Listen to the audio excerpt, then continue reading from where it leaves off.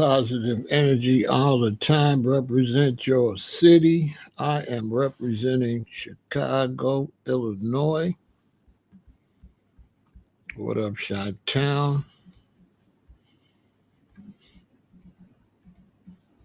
Let's get it. We got New Jersey in the building. We got Bristol, UK in the building. We got Vernon, Texas in the house. We got Buffalo, New York. What up, New York, New York? We got Fresno, California in the house. What up, Cali? My second home. Can't wait to get out there.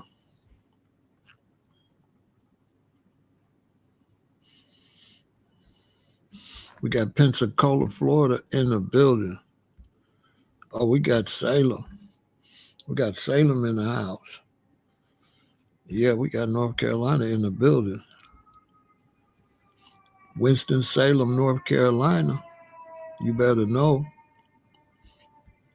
Yeah, it's all the way up. Hope y'all ready for late night. I'm going to run through two lives tonight. Both of them is talking about music. Is music night tonight?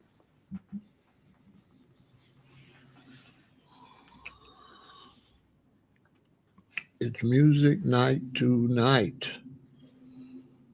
Yes, indeed.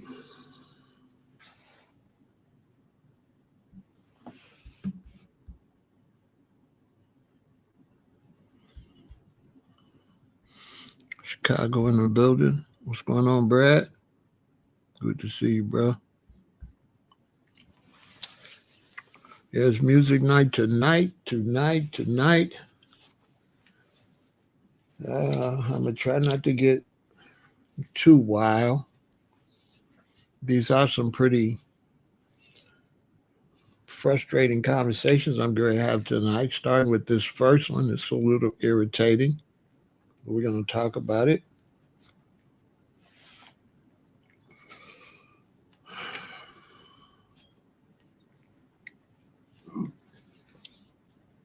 And we're going to talk about it.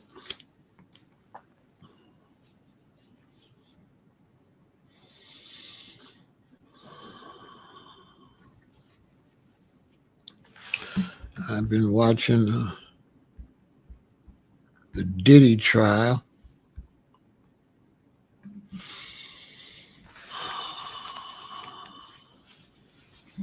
That's irritating.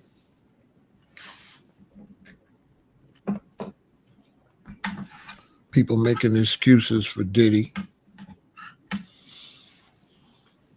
Put himself in this situation.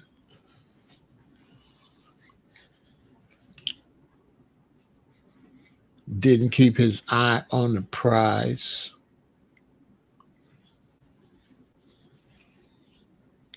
Has ruined his reputation. Nobody gonna do business with him. It's so bad that he has to admit, yeah, I'm a lowlife, but I didn't commit no RICO. Yeah, I did all this foul stuff, but that's not a RICO. And it's like, bruh, who gonna want to deal with you, bruh? Like, seriously? Are you serious? Are you serious? Yeah, his defense is, yes, he did all these horrible things, but this is not a RICO. Bro.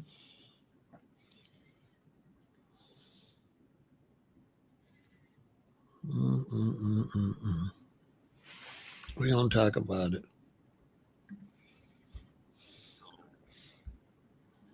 Same for this guy. How? How? How? How?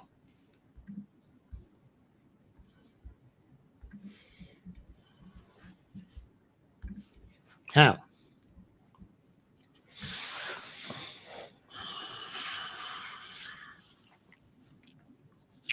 This whole conversation is going to lead to my next live tonight. That's going to be fire.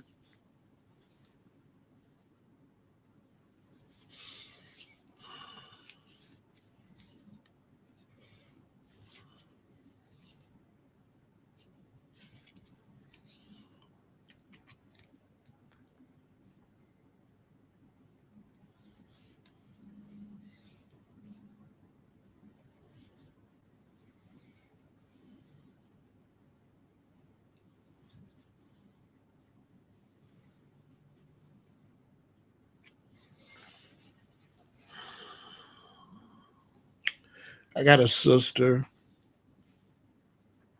a lot of female relatives, cousins and stuff. I got 3 daughters.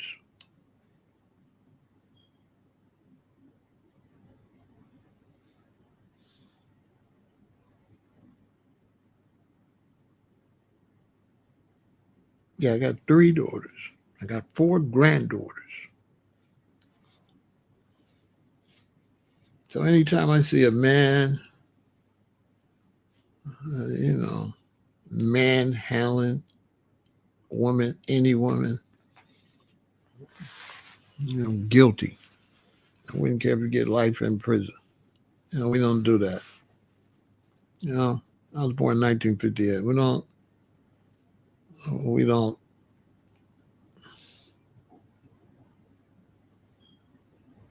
We don't get rough with women. We don't do that. No, we don't do that. What made you rough? When I was growing up and in my father's era, what made you rough is the fact that a woman couldn't get under your skin. That's what made you rough. That's what made you a Superman. Because your wife get a little upset and get to hollering and you be like, oh, babe, that's not your lane. That's not my lane over there. I ain't never really been beefing with no woman in my life.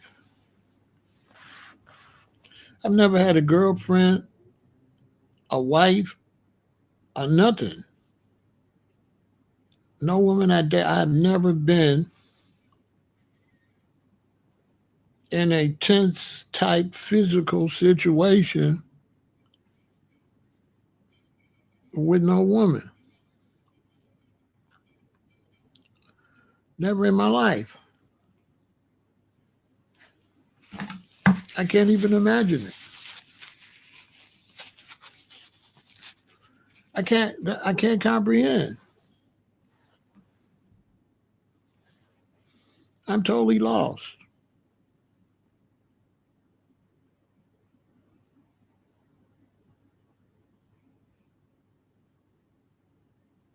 Totally lost.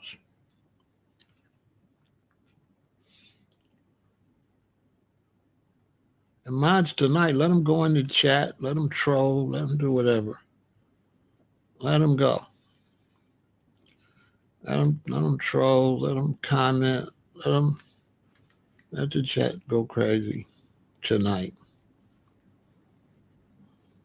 We're not going to monitor the chat tonight. Let them have fun.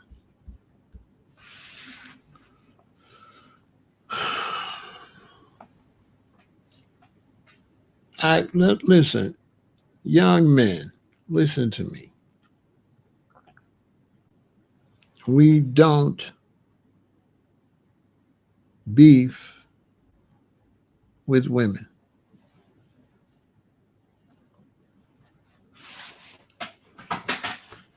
Are you understanding? Young men, listen to me.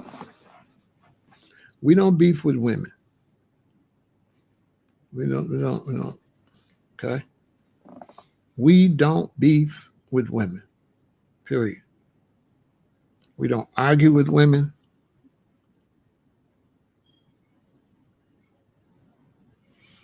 Or any of that. We don't beef with women. If we got a problem, it's going to be with a man. If a man gets out of line, it's going to be a problem. So I can't say we don't beef with men because if I'm out with my woman and you disrespect my wife or my daughter, it's going to be a problem. So the only way that you can't beef with a man is if a man behaves himself.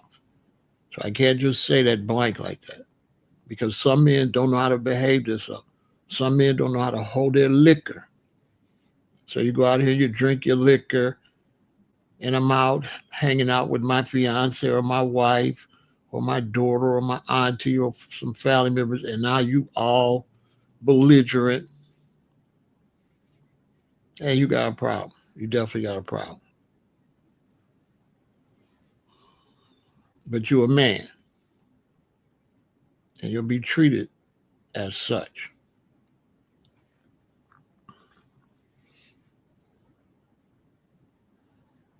But a woman,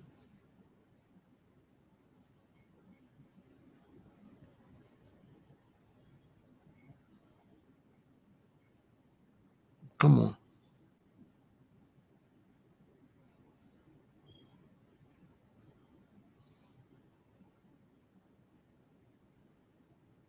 A woman, same situation. She's drunk, she's all belligerent, but it's a woman.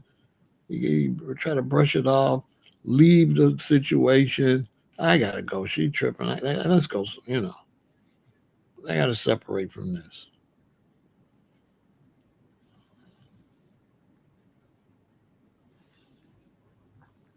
A man, yeah, you know what I'm saying.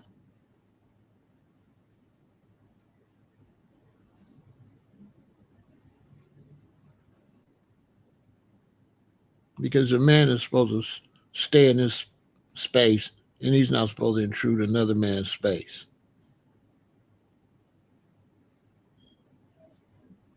We're no different than lions and gorillas and tigers or any other male species. If you're a male and you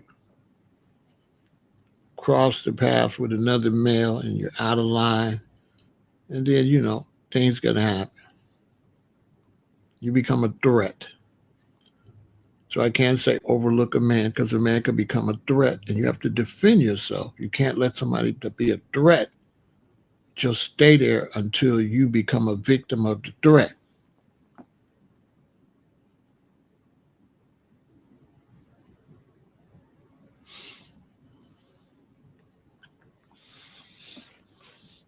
Yeah, kind of jazzy, but also there's men that grew up watching their daddy do that or watching their mama's boyfriends do that. That's also, it's your environment, how you grew up too.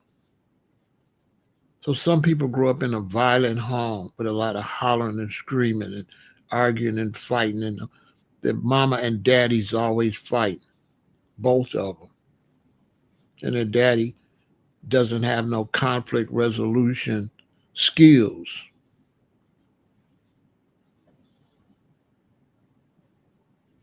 Or they're allowed to, for example, Jazzy, and good to see you, sweetheart. I'm going to give you a perfect example. Guess how I learned how to treat women? I never learned how to treat women from my mother and father's situation. I never learned how to treat women from my situation with no girlfriend or nothing. I learned how to treat women because I had a sister 1 year younger than me. So I have a sister 1 year younger than me. And so, Jazzy, imagine, I got a sister 1 year younger than me. We're growing up. Okay, now I'm 5, she's 4, right? You know how children is, we get into it. Children got to learn to keep their hands to themselves. So she hits me or she does something. And so my mother would get me and say, come here. She said, you can't hit your sister. I'm looking at her, but she hit me, Mom. She said, yeah, but she a girl. So the way my mother taught me, Jazzy, she said, she's a girl. And they said, you see her clothes is not like yours. You see your t-shirt's flat. You see the different type of clothes she got on. You see she got on a slip and all that. And she said, she had babies. Females have babies. And she was like, if you hit your sister, you might hurt her. She might not be able to have no babies. And that scared me. I was like, whoa, what? She was like, yeah, she basically said if I hit my sister, I might break her, right? Basically. Okay. And so she broke it to me. She like, You might break her. You might really hurt her. She got places you can't hit her like you can hit a boy. She has sensitive areas, which I know now what you're talking about, like a breast. You know, if you hit a woman in a breast, she could get a lump in that breast. You know, if you hit me in my chest, I ain't gonna get no lump. You know what I'm saying? If you hit me, you know, if she hit me here, you know, I'm King Kong, right? But a woman can't do this. A woman can't do that right now. See, so it's a difference. So my mother really showed me the real facts. Like, no, you could hurt her.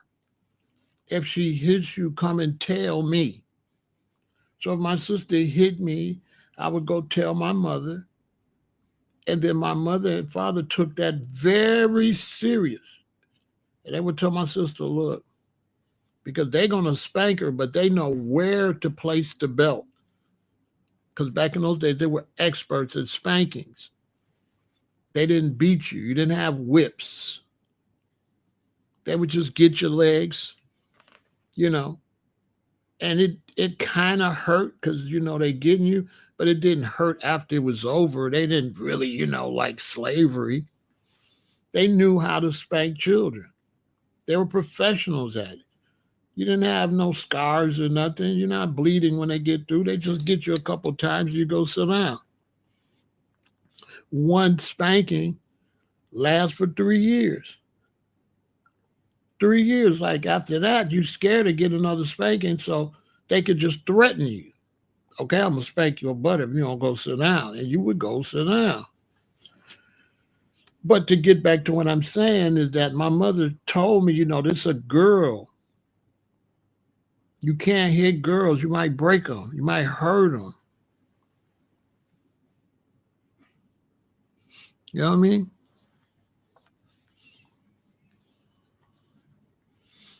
Yeah, you know, Ezra, my parents were from Alabama. Ain't no opening no hands. They done told you when you get a spanking, they done told you stop.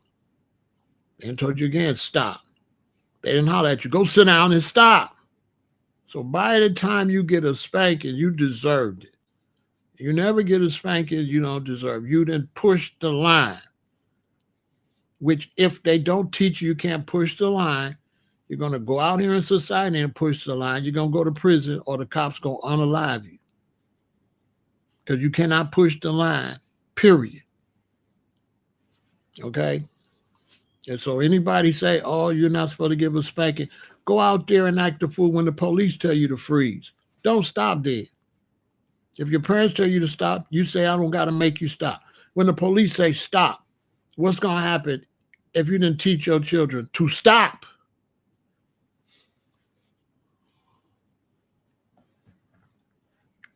So there's a difference, and there's a difference between blacks, how we have to raise our children, and whites, because we was in slavery.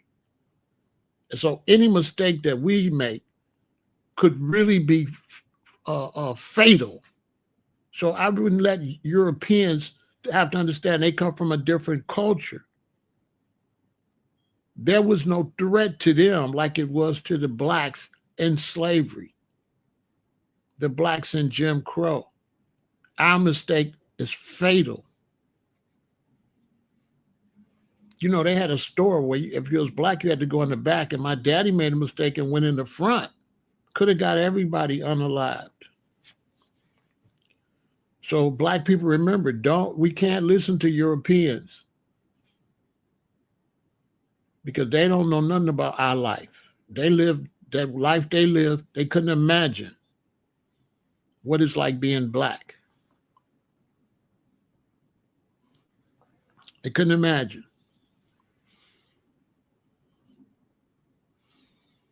Okay? They couldn't imagine. So we have to do what we have to do. We're a separate group of people. Okay? Okay, we're a separate group of people. So it is what it is. But to get back to what I'm talking about is, you know, I've never mistreated a woman, never got physical with a woman, and really don't get in yelling matches with women. To me, a yelling match with a woman is it's not productive, and you know, it's not a dominant position. And me as a man, I'm dominant in a relationship. So if she's hollering, my job is to calm her down. My job is not to keep the hollering going. My job is to try to rectify whatever she's upset about and try to calm it down.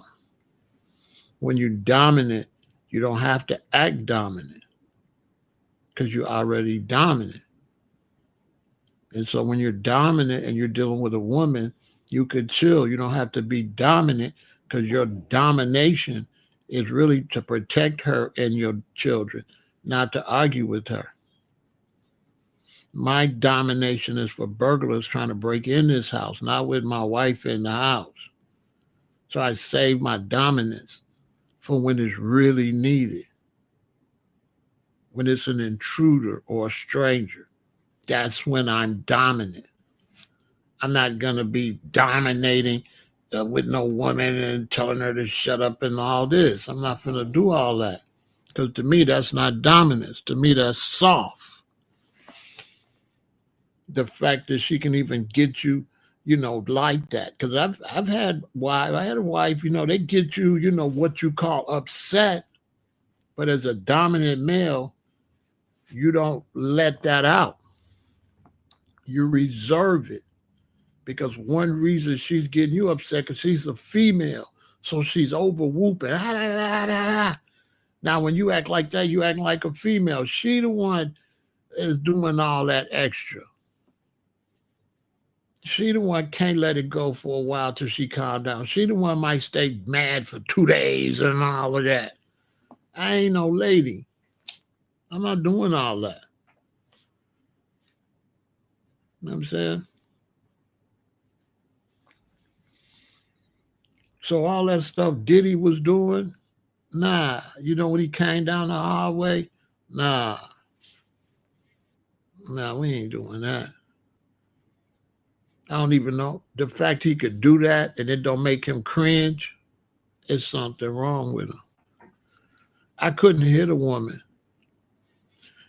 One time when I lived in Harvey, Illinois, I was driving down 156th Street and I got to Dixie Highway and I'm finna make a right and there was a Burger King right there. And I seen the young man hit a young lady as hard as he could. I couldn't believe it. And I was like, oh, how the heck did he do that? He hit the woman hard like she was a man. It was just weird to me. I was like, how the heck did he do that? I couldn't do that. I couldn't do that if I wanted to. I couldn't do it. I don't know how he does it. I don't know how he did it. I don't know. It's something you've been doing since you was little. You didn't have a good mother to tell you don't do that. His father probably was doing that to his mother. See, my father didn't ever do no arguing. My father was quiet. And my mother did all of the house, pick this stuff up and, some of the hollering and because she was the maintenance person. She was the one that maintained some order. My daddy didn't really maintain order in the house. My daddy didn't represent order. I know a lot of men be like, what? He the man only represent order? No. My daddy didn't represent order. My daddy represent if you go too far. My daddy represent if you don't listen to your mama. That was his role. His role is when you get too big for your britches and now you're trying to buck at your mama.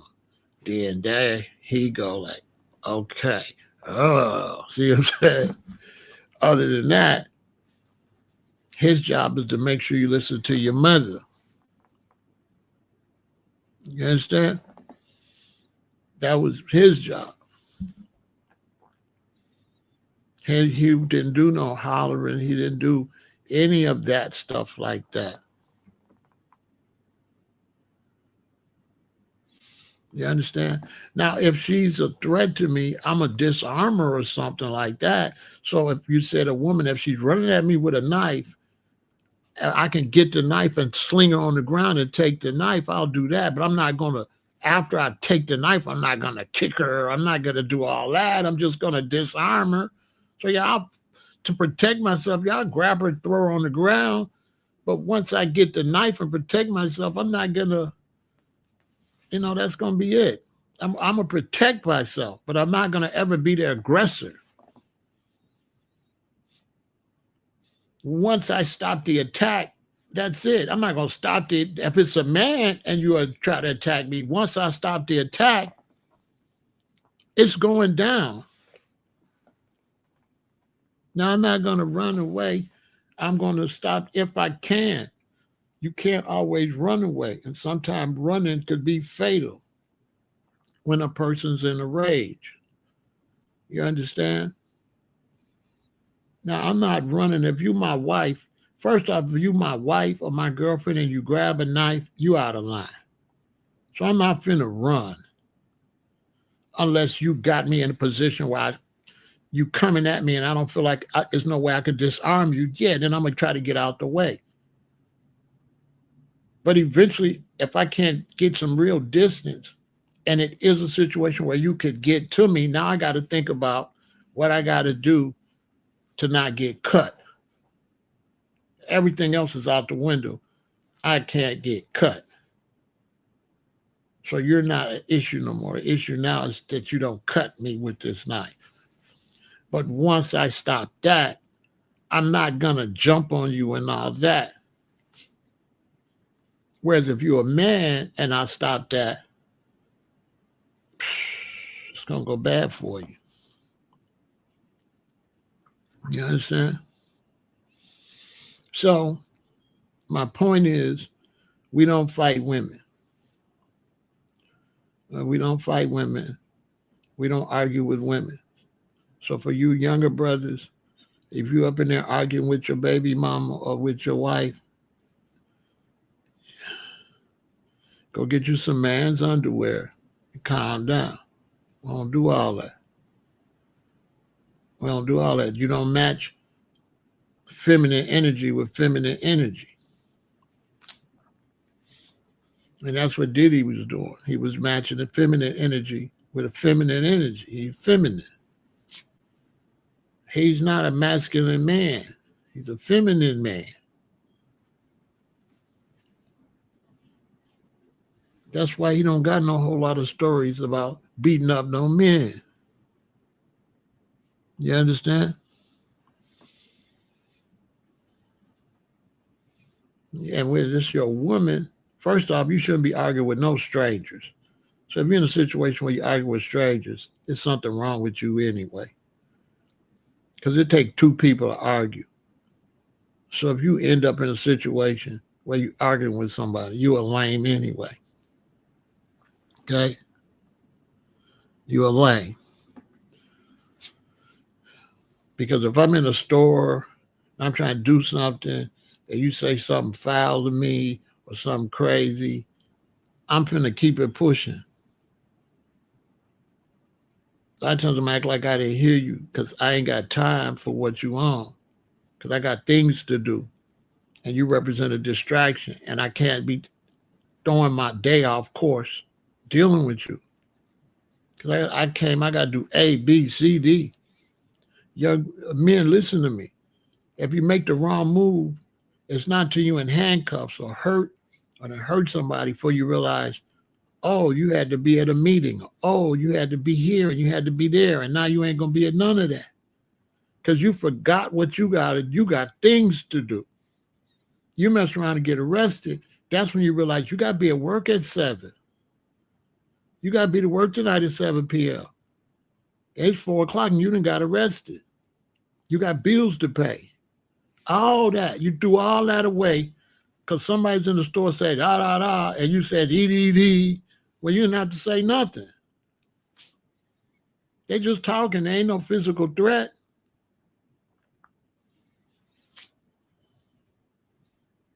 Can't be doing verbal altercations for nothing. If it don't make dollars, it don't make no sense. It don't make no sense. You can't let every nut out here send you off. Some guy mad, he may be mad at his wife or mad at something. He come to the store, he mad at the world. Now he want to start, he want to lock in with me. Dude, I'm walking on where I got to go. I'm not finna, I don't lock in with no strangers. Period. Period. If you want beef with me, you got to follow me when I walk away. You got to commit. You got to be all the way in the wrong. I need you to be all the way in the wrong because I got to be able to walk away from this. Other than that, if you're talking crazy and I walk this way and you stay where you at, what do you want me to do? I'm not here to talk crazy to everybody talking crazy. I got stuff to do. Okay? And so this Diddy, he got these ladies. I always been like that because my generation, we didn't do none of that. My generation, we didn't do none of that. Why you think I went to so many concerts in high school? Why you think we was going to the movies since we was 5th or 6th grade? My generation, we did not do that. You would never see no fight. You never see no fight. I never seen one fight at the Isley Brothers. I never seen one fight at no concert. Not one fight. Not at Marvin Gaye. Not at Isaac Hayes. Not at no concert I went to in my teenage. I never seen a fight. Whether it was a black concert or a white concert. Nobody used to fight.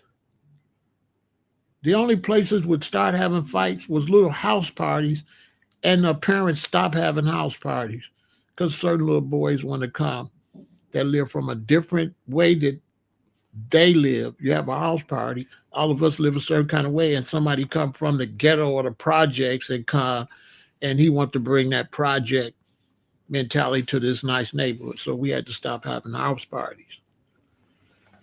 We used to have house parties, quarter parties, waistline parties where they measure your waistline. If your waistline 28, you pay 28 cents. If your waistline 25, you pay 25 cents. It was cool. But, some people didn't know how to act. But usually the people that don't know how to act, they don't have money to go to a concert. They don't really get to go to the movies and stuff. They usually just be around the house. They don't really do activities. They're not socialized typically. So you're not going to see them at nice stuff. They don't go to nice stuff. That's why they always hooting and hollering. You understand?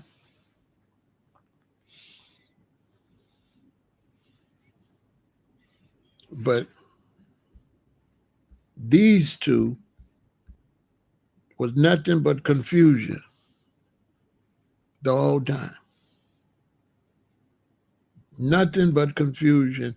All around death row, there was always people getting hurt, beat up constantly. Everybody's scared. Snoop and them is scared. Daz and them is scared. Everybody's scared because this fool had his record label gangbanging at the label. People getting beat all up at the label. So many rappers got beat up at death row. And to see him talk about Diddy, he need to shut up.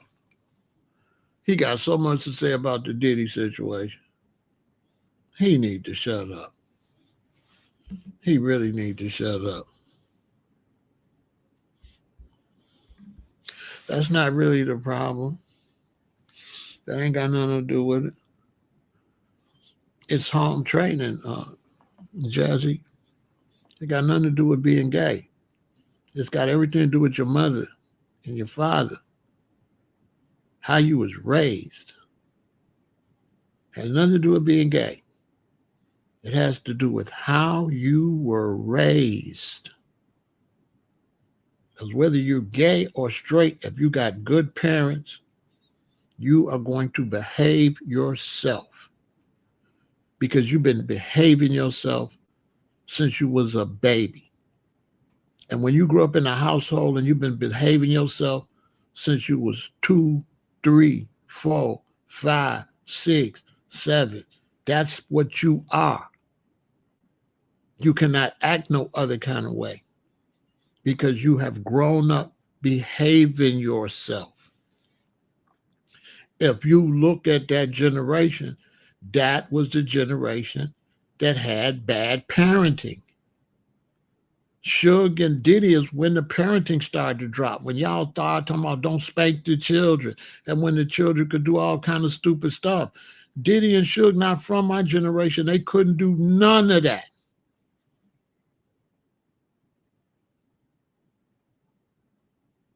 They couldn't. That's when Oz, some dude named Oz, started saying, don't you start listening to other people about how to raise your children. Okay? Right, a 70s baby. I'm born in 1958. And the 70s babies, that's when it started going downhill. From 70 on, it just was a disaster.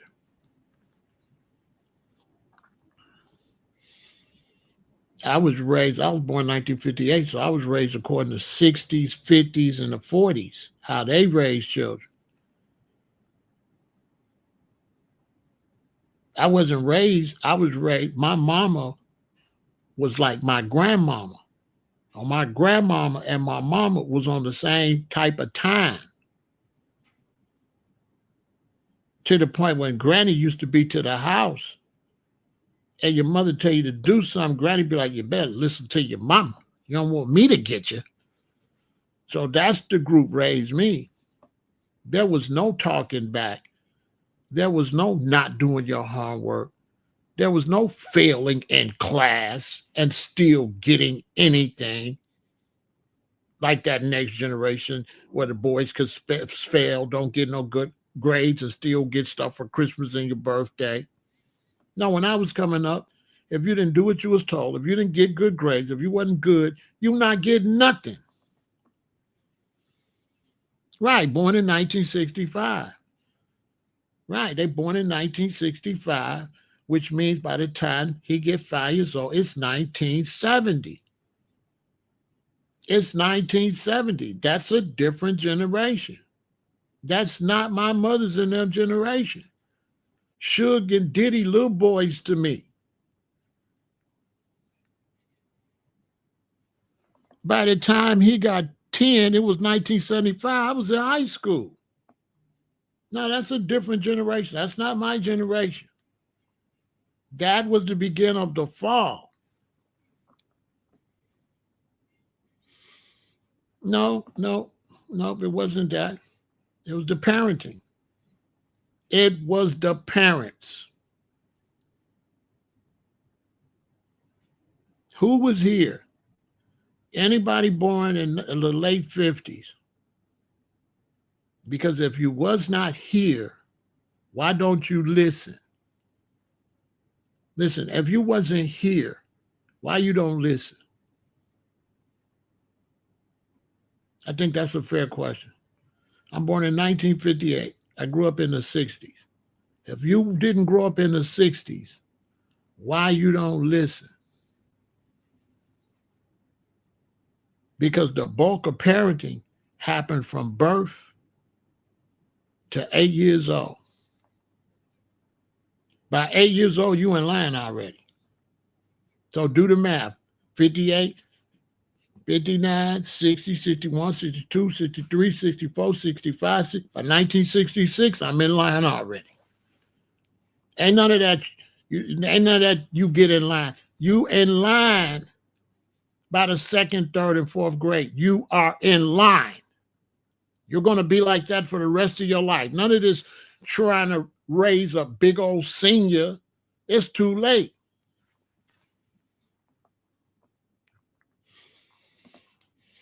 And please, when I come over here and I lay down something, don't come tell me what you think and try to step on what I'm telling these people.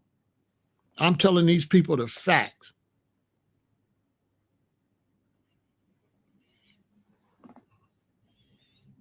So don't come over here with no what you think it was if you wasn't here. I was here. I'm telling you the facts.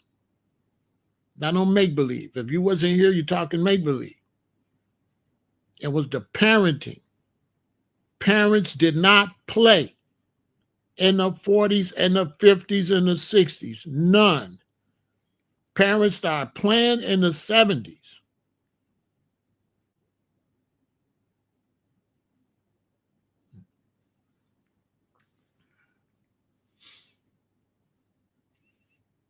That's when you start having more babies out of wedlock, and all of that was in the 70s. Wasn't no whole bunch of no single mothers in the 60s. There was a bunch of single mothers in the 70s, the ones younger than my mother. My mother born in 1935. That group, they was married. Everybody was married. Unless a husband passed away, or unless they did happen to get a divorce back in the day or something. That was very rare. Any block you went on, the block I lived on was all married. Everybody was married. There was no single women in my entire neighborhood of Maple Park on the south side of Chicago. There was nobody I went to school with that only had one parent from kindergarten through high school. Nobody just had a mama from kindergarten through high school. There was no single mothers. These are facts. Everybody had a mama and a daddy. And when I say everybody, I mean everybody had a mama and a daddy. Every house had a mom and a daddy in every house.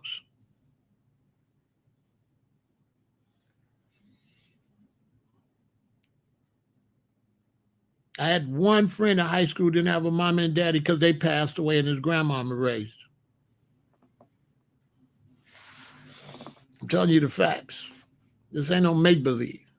So please don't interrupt me when I'm teaching everybody else just because you don't want to listen. If you don't want to listen, be quiet. But I'm not going to allow nobody that don't agree with me to talk to the rest of these people in this chat. That's a no-no. That's a no-no. What I say go over here is how Pharaoh said that. Period. Period. So it's not like I don't want you to disagree with me. I don't want you teaching these people what you don't know, what you're talking about.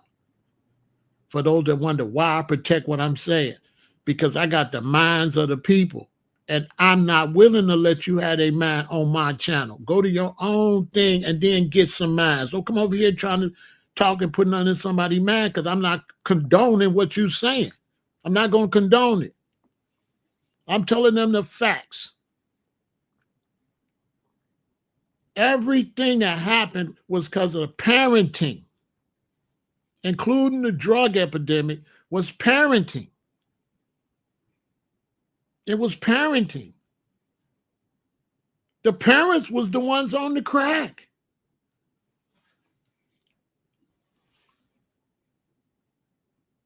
That's parenting. Because good parents wasn't going to be no alcoholics. Wasn't going to be doing that because they trying to raise their babies. This is a fact. Check this out. When my mother and my daddy got married, my daddy promised he wouldn't drink. She said she wasn't going to marry him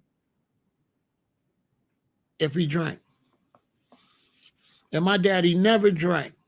The first time I seen my daddy drink a beer is when I was 18 and I bought a beer and he drank one with me. We used to have like some liquor in the dining room in a little thing. It just sat there. It was like decoration because my mom and daddy didn't drink.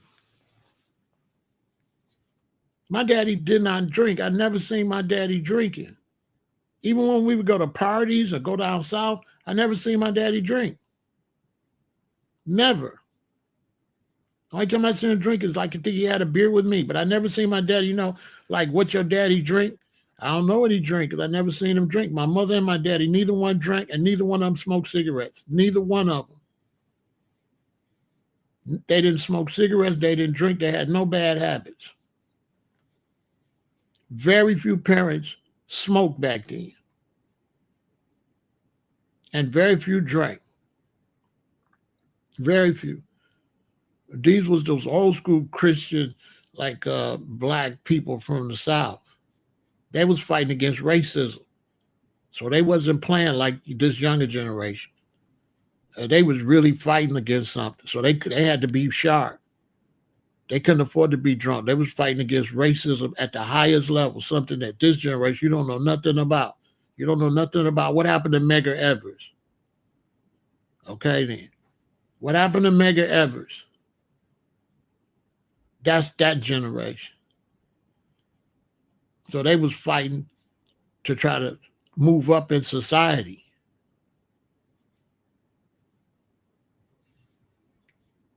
And yeah, you had winos and stuff like that, but those would be miscellaneous blacks. They wouldn't live in no neighborhood. They wouldn't have no homes. They wouldn't have no families. They'd be like vagabonds. They wouldn't have no strong families. They'd just be drunks out there. But the blacks that had strong families, they didn't play none back when I was growing up. I'm telling you. I'm telling you that they didn't do no lot of discipline and raising, because after so long, they're going to get mad if you don't get what they teaching you. So they ain't teaching you when you're in second grade, third grade, fourth grade. But when you get in fifth grade and they still got to tell you what they've been telling you in third grade, it's going to be a problem. It's going to be a problem. And that new bike you want, you're not going to get it. Them new pants you seen, you want your mom, you're not getting that. You're not going to get that. So we already know that. We was raised that, you had to be in good graces. We used to get allowance. My job was to vacuum upstairs and to empty all the little cans in the bedrooms. We couldn't put no food in the bedroom cans. I'm going to give y'all, because y'all think I'm playing. When I was growing up, you couldn't really eat in your room. You couldn't put no food in the little garbage cans in the bedroom and in the kitchen. I mean, in the bathrooms, the little cans. You couldn't put no food in there. You couldn't put no food in the sink. When I was growing up, it's nothing in the sink. No food. When you get through eating your plate, you got to go wipe your plate into the garbage can, and then you got to rinse it out and then sit it in the sink. You couldn't sit no plate in the sink with no spaghetti sauce in it. I'm telling you. There ain't nothing going to be on that plate but water. You had to rinse, you had to wipe everything into the kitchen can, and you had to rinse your plate. And since I've been grown, I've been going to some of you younger people's house, women, and it's stuff all the plates got food in them. So don't talk to me, because I know who's trifling. You started being trifling, okay? You started being trifling. Y'all know I ain't lying. Y'all started being trifling. I can go to my sink right now over there. It ain't no food particles in there. It's just an empty dish. That's easy to wash, because I already ran hot water on it. I run hot water. As soon as I get through, I wipe it. I run hot water on it. I can't have no milk or nothing. That because they didn't want no roaches. My whole life, we never had roaches. We never had no roaches. And then the kitchen can, you take that outside. Once there's food in there, you tie that and you take that outside. The basement can was for stuff like wood, paper, boxes. Real talk, we're going to finish this conversation. And all of this leads to them. All of this leads to them.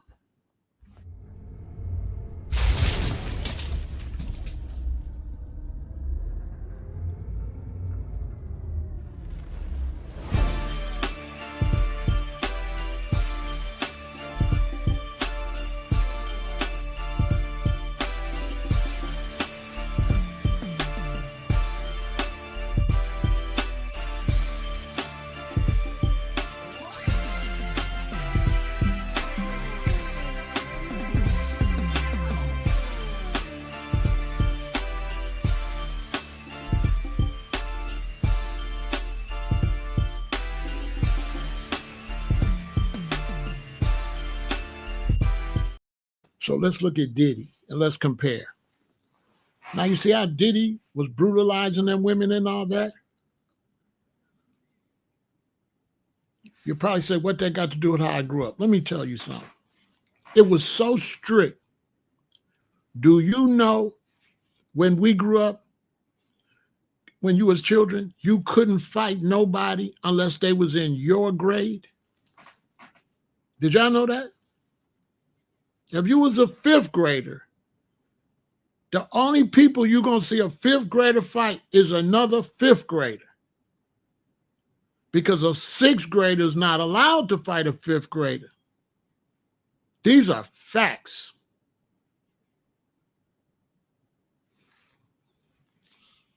That's why we didn't have a lot of fights, because we little boys and we get in the squabble, but you can only squabble with your age, your exact age. They couldn't be a year younger or a year older. These are facts. That when I was in the fifth grade, you was in the sixth grade, you couldn't hit me. That was a violation. If I was in the fifth grade and you hit me and you was in the sixth grade, a seventh grader could hit you now because you broke the rules. So now a bigger boy could hit you. They used to say, pick on somebody your own size. You could not pick on anybody younger than you. And somebody older than you could not pick on you. That was a no-no. That's why we didn't have many fights. Because how many times you going to fight your friends your same age? Y'all had already fought. Maybe last year you fought Jesse. 2 years before that you fought, And so, you can't keep fighting. And you're in the fifth grade. How many times you want to keep fighting the same old fifth graders? And then then it's only one or two that you get into it with, and mostly the fights be for a few seconds because it don't be like no real fight. It'll just be like a play fight. And we fight and it's over, then we argue about who won. But I hit you in your eye though, but I bust your lip though, like that, like stupid stuff. So if you couldn't fight nobody but your same age, you think you could hit a girl? When I grew up, the girls would just be walking around looking cute. You could not be hollering and screaming as a boy.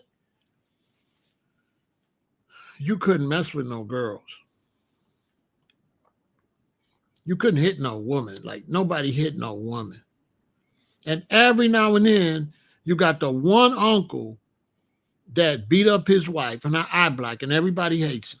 Everybody hates him. Everybody. Nobody likes him. Nobody wants to be, he's a loser in society. And she's a loser if she keeps staying with him and he keep hitting her in the eye. They don't like her too much either. And so this stuff you see in Diddy and them, they come from dysfunctional, Suge, they come from dysfunctional families.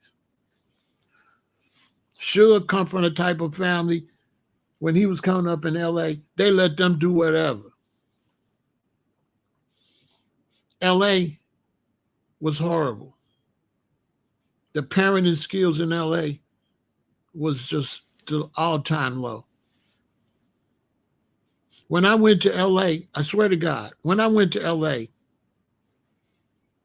I remember this old brother coming and telling the young boys something. And do you know they cursed that man out? I had never seen that before. I had never seen no young boys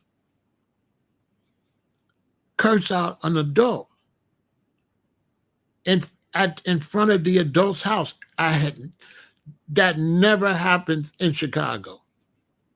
So there was definitely a cultural difference when I got there, an age difference too, because that's the younger generation. But I just couldn't believe that.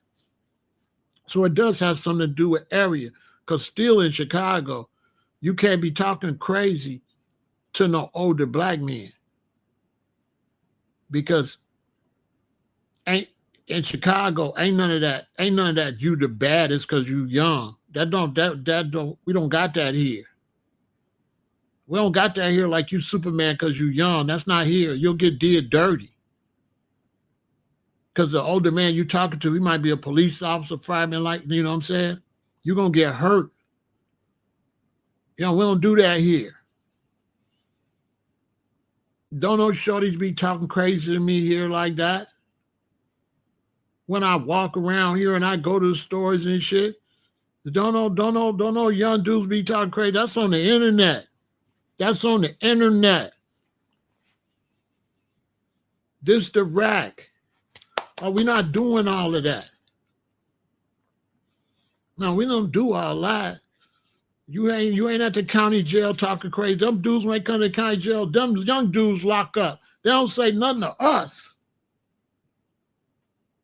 They be bumping heads and we be trying to get them to stop. But as far as talking crazy to me, listen, I've been doing people longer than you. I'm a professional. You a baby. Stay in a baby's place. Plus, the older people got young people.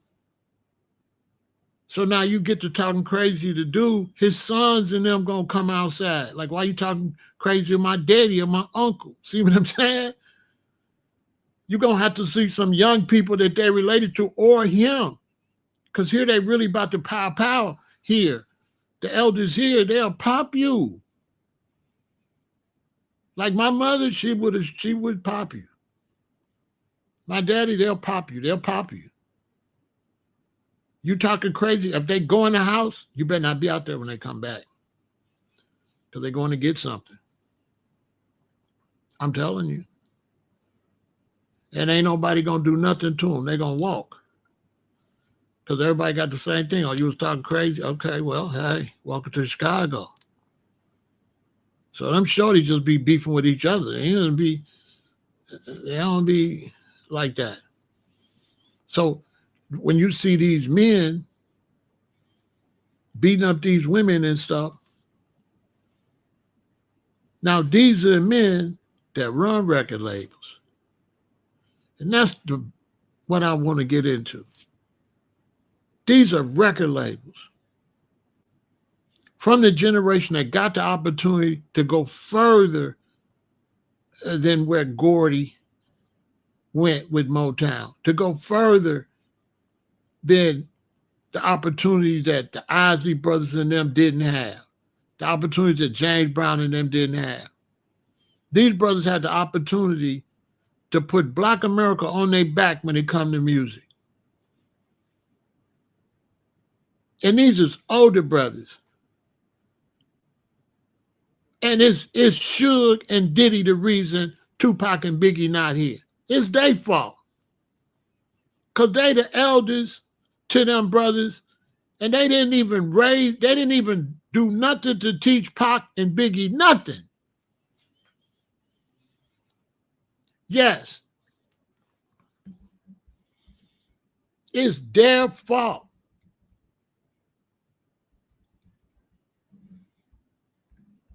That's why I made them cartoon characters, because they some goofies. Suge and Diddy set Black people back how far?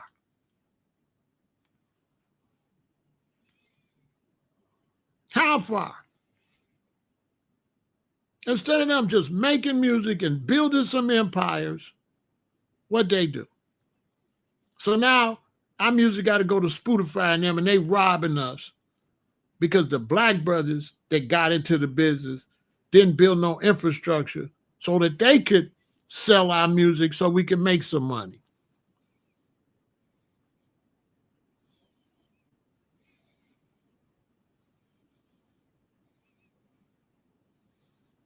You understand? And these brothers then set the Black music business back by decades.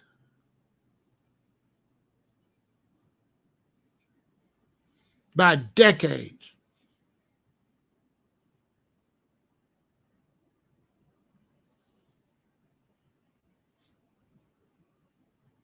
Name me two labels that's making that kind of noise. None today. We don't got on death row today. Who?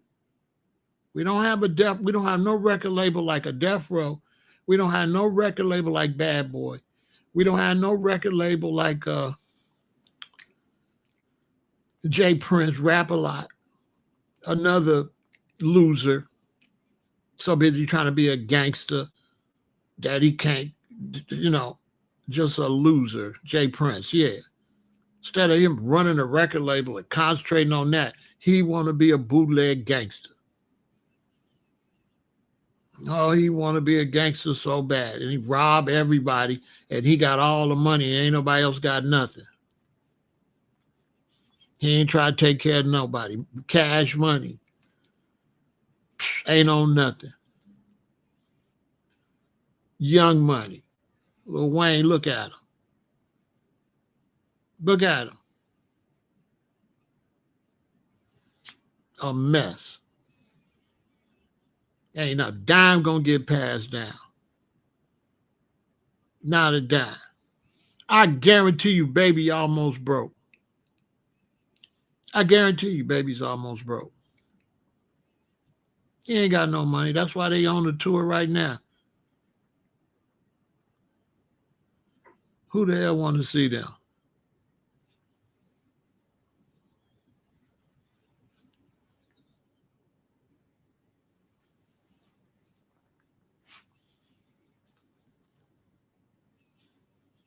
All waste. Gone. Gone. A total waste.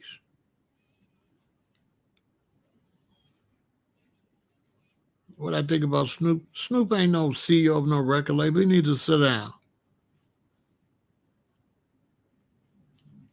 That's Harry O got that and got Snoop there as a fake front man. That's Harry O.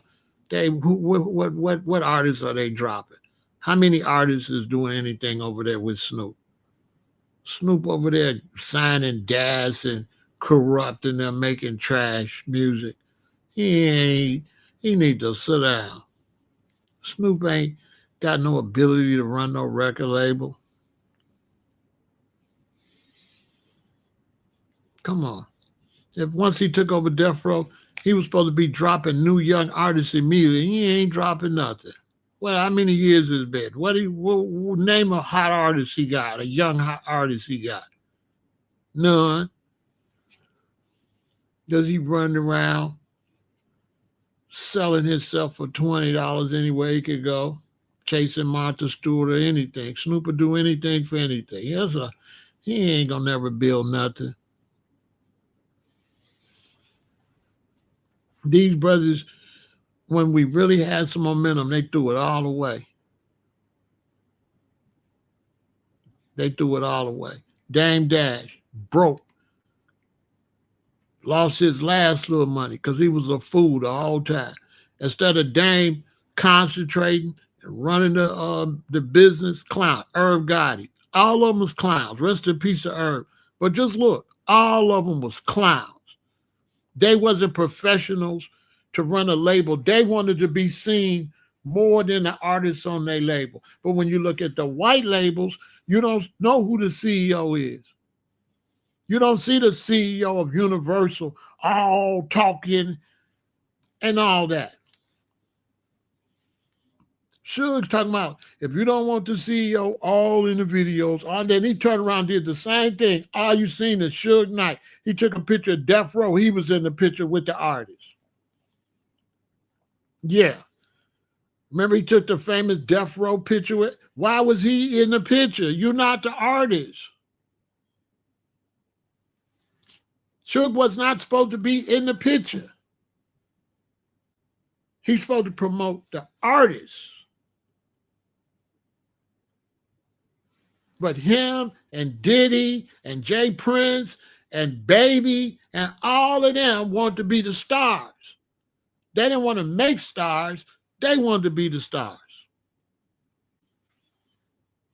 All of them. They ruined everything for black business, for the black music business. We don't even have any black music business anymore. They ruined it all. They ruined it.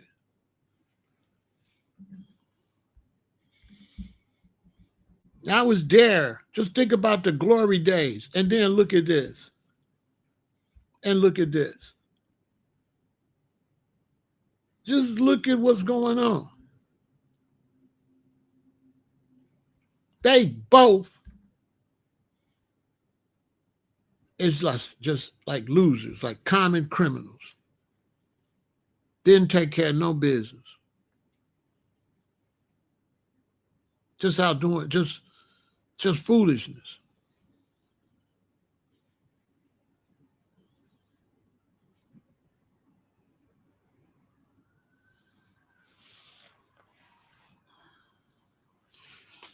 No, Rock Nation don't count because it's Rockefeller.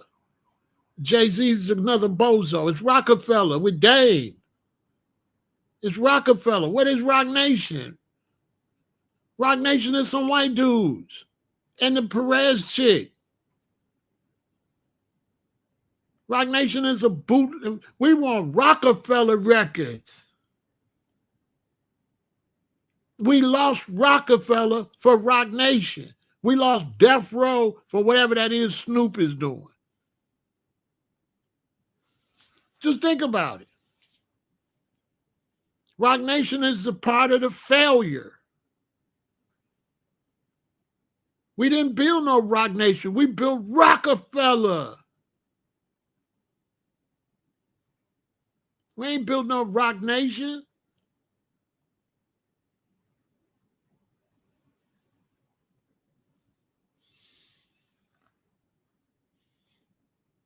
They ain't making no deals for themselves. They in jail.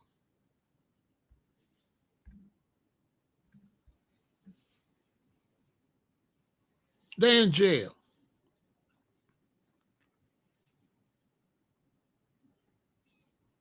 None of that is going to pass down any legacy for black people as far as the music business. We ain't not going to have any record labels.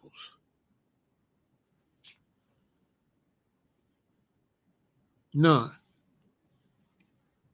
Because the brothers couldn't work together. The brothers couldn't work together for the benefit of the people to build something so you young generation, y'all supposed to be able to go get jobs. Y'all supposed to be able to go get jobs for Rockefeller, for Death Row, for Bad Boy, for Murder Inc. Y'all, they supposed to be having jobs. They supposed to be having our own apparatus to play our music on so Spotify won't give us $30 for 1 million sales. They could have got together and they could have came because you need an apparatus if you want to make money. We made money because we had an apparatus. We had a CD player. We had a cassette player. We had a turntable, a record player. You can't make no money if you ain't got no player. Now you got to go to some European and give them your digital music where they could just make all the money and they charging everybody to come to listen to your music and you ain't getting nothing. They making money posting your music just for everybody to listen to and you ain't getting a dime. They making money with subscriptions. How much is the artist making? Spotify make all that money for subscriptions. How much the artist make? Apple Music, how much the artists make? All of them, they charge subscriptions. They taking all them $10. It's subscriptions. Those used to be CDs. Now they just taking your single or whatever and they pimping you and taking all the money. While these fools is locked up. Locked up.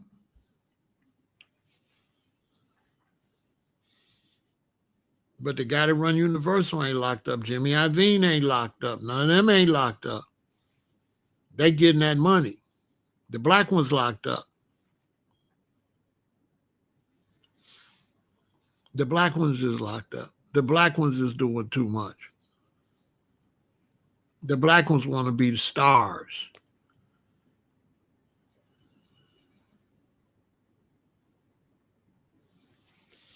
Basically. to where the black music business is ruined. There's nothing to pass down to y'all. They cheated y'all. There's nothing to pass down. Everybody Diddy hired, he wanted to sleep with them. Probably the men and the women. His weird self. You can't go get no job with him. He's supposed to be under the prison. He's supposed to be under a prison somewhere.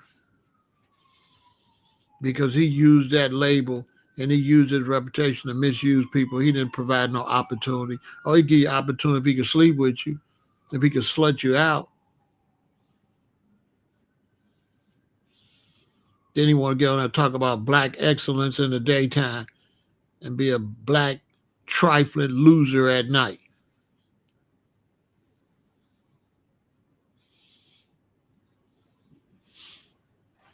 A piece of trash. Everybody asks me what I don't give a damn. They give him 15,000 years.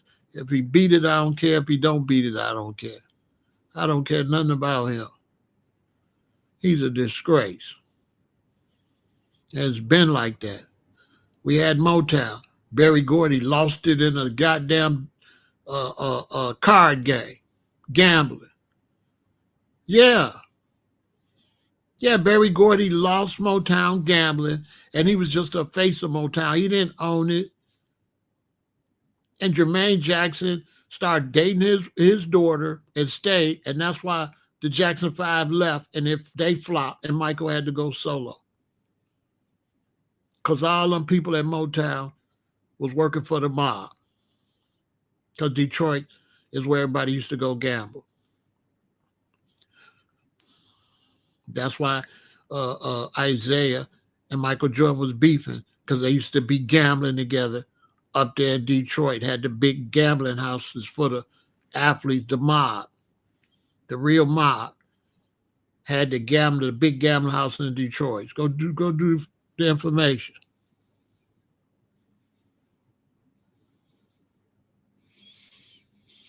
The reason the culture don't go nowhere, because the black man ain't no boss. He don't know how to be no boss. See, to be a boss, a boss can't be dating. So a boss either got to be married or single. A boss can't mess with women. You understand? So in other words, if I got y'all and we rapping, and y'all a rap group, right? And I'm taking y'all around the country to rap, and we around all these women, I can't mess with these women. Not only can I not mess with these women, you can't mess with these women. You know why? It's a conflict of interest. If I book you for a tour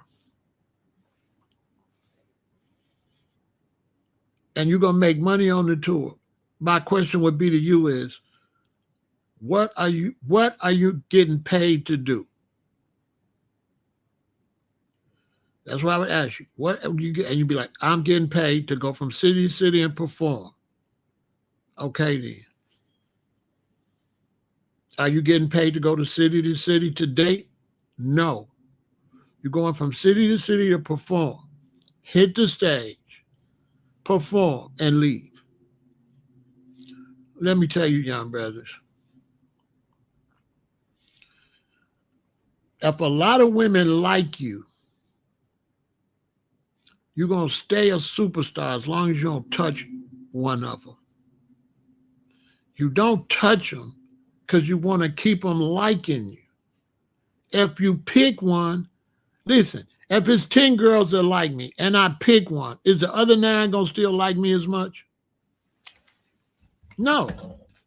They're only going to like me as long as I keep the mystique there that it's possible they could get me. You go to town, you hit the stage, they scream, you do some autographs, and you go get your money. Go get your money. No intermingling with business. You cannot mix business with pleasure. Anybody could tell you that when I book studios, There was no sex going on. And when they would come to the studio with these women, I would tell them, take them where it's $50 a night.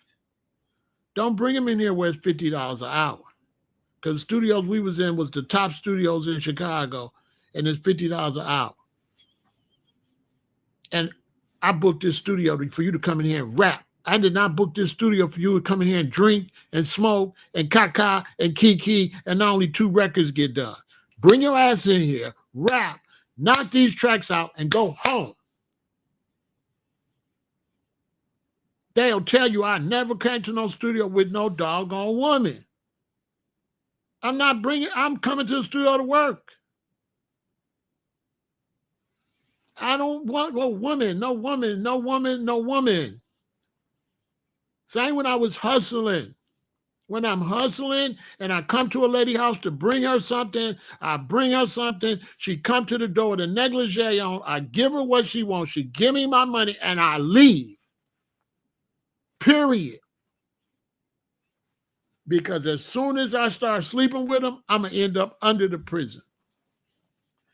Young black man, you better listen to me. Leave them ladies alone. Whatever you doing, do that. If you're rapping, rap. If you're working, work. Don't be trying to rap and party or be with women or work and be. You cannot do that. You're going to lose.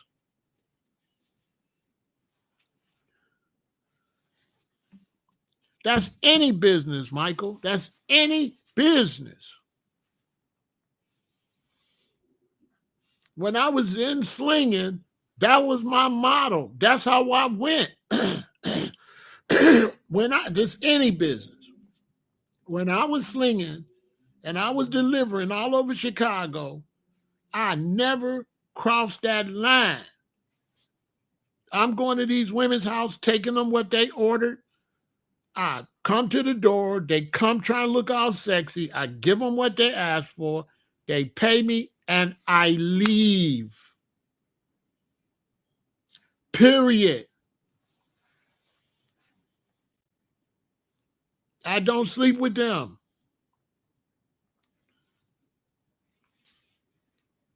Sometimes they be feeling vulnerable. They know they got a man coming. It's 11:30 at night. They know I'm a man. They're in there by themselves. They horny. They open up the door. They ain't hardly got nothing on. I give them their stuff. They give me my money. I leave. What does that do for my business? Now they really like me. Now they like me like a family member. Now they super comfortable with me. Because he didn't even look at me like that. Sometimes they probably be like, I was vulnerable. I never bring it up. I act like it never happened. So they're not uncomfortable. And now, you know how sometimes a woman just got on her raggedy pajamas and don't want nobody to see her. Oh, they come to the door with their raggedy pajamas on, with their hair all over it, however, because they know what? Pharaoh ain't on that. Pharaoh ain't on that. So now they love me like a real businessman, like this my man is. And then when they get a boyfriend, when the boyfriend is in the living room, you don't know he's in there, but he checking the temperature if he know a man coming to the house. And when I go and do what I do and leave, the boyfriend messing with me too. Because he like, dude, ain't on none of that. And when I took my group around, I was blocking women because they was young. They didn't know no better. And I'm trying to tell them, y'all inviting these women back to the hotel, y'all going to catch a case. I used to tell them, y'all going to catch a case. Listen, a CEO of Rude World Records, that's me. When I pick you up and you rap, and you with me, rap. You cannot date. You cannot sleep with no women. And I'm definitely don't respect you while I pick you up with your boo, I pick you up with your wife, and then you want to go out and sleep with other women with me? That's messing up No, I got a responsibility to bring you back home the same way I took you. Your woman is cool with me because she let me borrow you to go make this money. Why would I take you to cheat on her when your baby mama supporting your rap career? She's supporting it. How would you feel if I picked you up and took you from Chicago to California and she had men coming over there while you was trying to rap to make some money? How would you feel? So you can't go with me. I'm not taking you to cheat. I'm not taking you to cheat on your woman. Then I got to go look at her and smile at her. I know your woman because we always listening to your music over there. What kind of snake you think I am? So you want me to tell your woman I'm taking you to do a show and I got you with all these women? Nah, bruh. You want to rap or you want to be a gigolo? If you want to be a gigolo, go jig and go get low. Yeah, go jig and get low. We trying to get money. And when you try to get money, you got to stay focused. If you're a mailman, drop the mail off and keep going. Don't be going up in them people's houses. That's how you end up in prison. That's how you end up losing your job. That's how you end up getting false allegations and all type of stuff. Because these women that get mad feel like you playing them and they're allowing you, man, women. You think you could just use women? That's why Diddy's 100% guilty, because he did all that, plus he used them women. Yes, they want him in prison, because he used them. And ain't nothing worse than a woman scorned. He a lame. He a lame. He wasn't standing on business. We ain't standing on sleeping with women. We standing on business. Business is business. Look, let's say y'all rap. Let's say Knox, the MC Nurse, and Jordan, and Ezra. Let's say y'all rap. And I'm the CEO. And y'all with me and y'all know my wife. Y'all know my wife. So I tell my wife, we finna go do a tour of stuff. And we go on the tour, y'all see me sleeping with all these women, and y'all know my wife. How y'all would look at me? See what I'm saying? I lose respect like that. Because now I'm just a cheap hoe. And y'all looking at me, I'm cheating on my wife. Under the disguise, we doing business. I done told my wife we going to do business, but I'm out here half-ass doing business and half-ass cheating. Because with that time I spent cheating, I could be doing more business. While I'm out of town cheating, we could be going to doing interviews. We could be doing something else with that time to make your career pop. My job to make your career pop. How your career gonna pop? I'm in the room with some lady. When we could be doing stuff.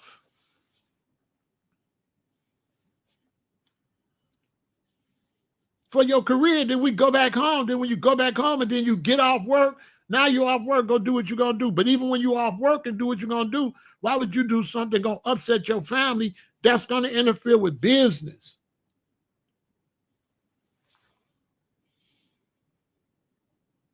Like stupid ass Remy Ma. Her and Papoose was a business. Rapper and rapper. A great story. He stood by till she got out of jail. She messed all that money up. That's a movie. That's books. That's documentaries. All she had to do was stay with her king, and they got a whole everything. If they would have dropped the album together, it would have went crazy. She wasn't thinking about nothing like that. Everybody would be banging the hot Pap and Remy Ma that we never got. She go out here, just sleep with any old loser, throw the whole bag away. Now she's trashed out. She's slutted out. Her image is down here because she done went from a queen, a king and a queen, and now she a bust down. She want to be a bust down.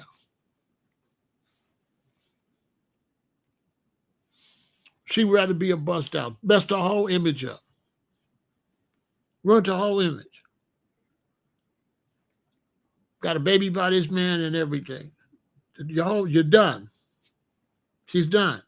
You already owe the rapper. Okay, you did all that for what? Now you mad. Because he going to move around and build a whole new image and keep his story up. He winning because you cheated on him. So he's still winning. He still look good. He still got a story to build. You slutted out, go sit down. Because she didn't stay on the business. And that ain't worth it. That wasn't worth it. She threw the bag. She dropped the bag.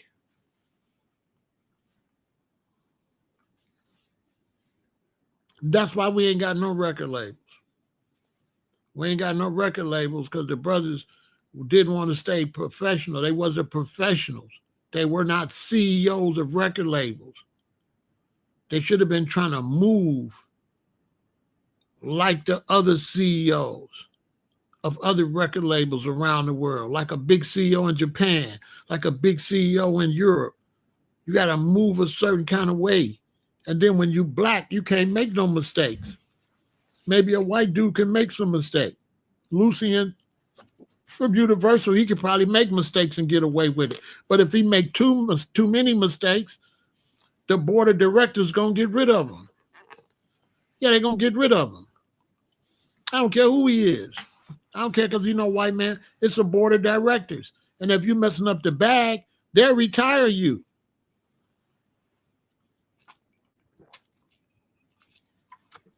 They'll be like, look, we all got money investing in this. Pharaoh, you're making us look bad. You got to step down. We voted so-and-so as the CEO now.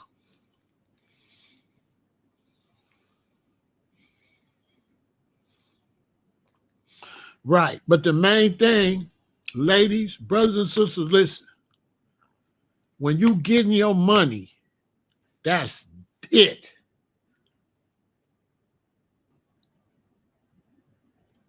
When you getting don't you mix nothing with getting your money. Don't mix sex, relationships, any type of habits. When you getting your money, that's it.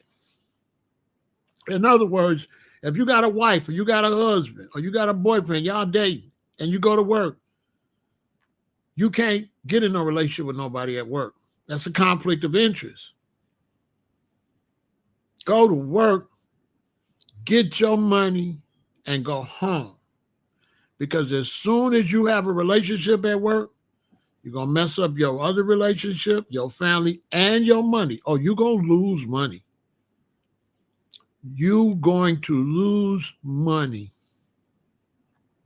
Don't you all ever mix business with pleasure. Don't do it.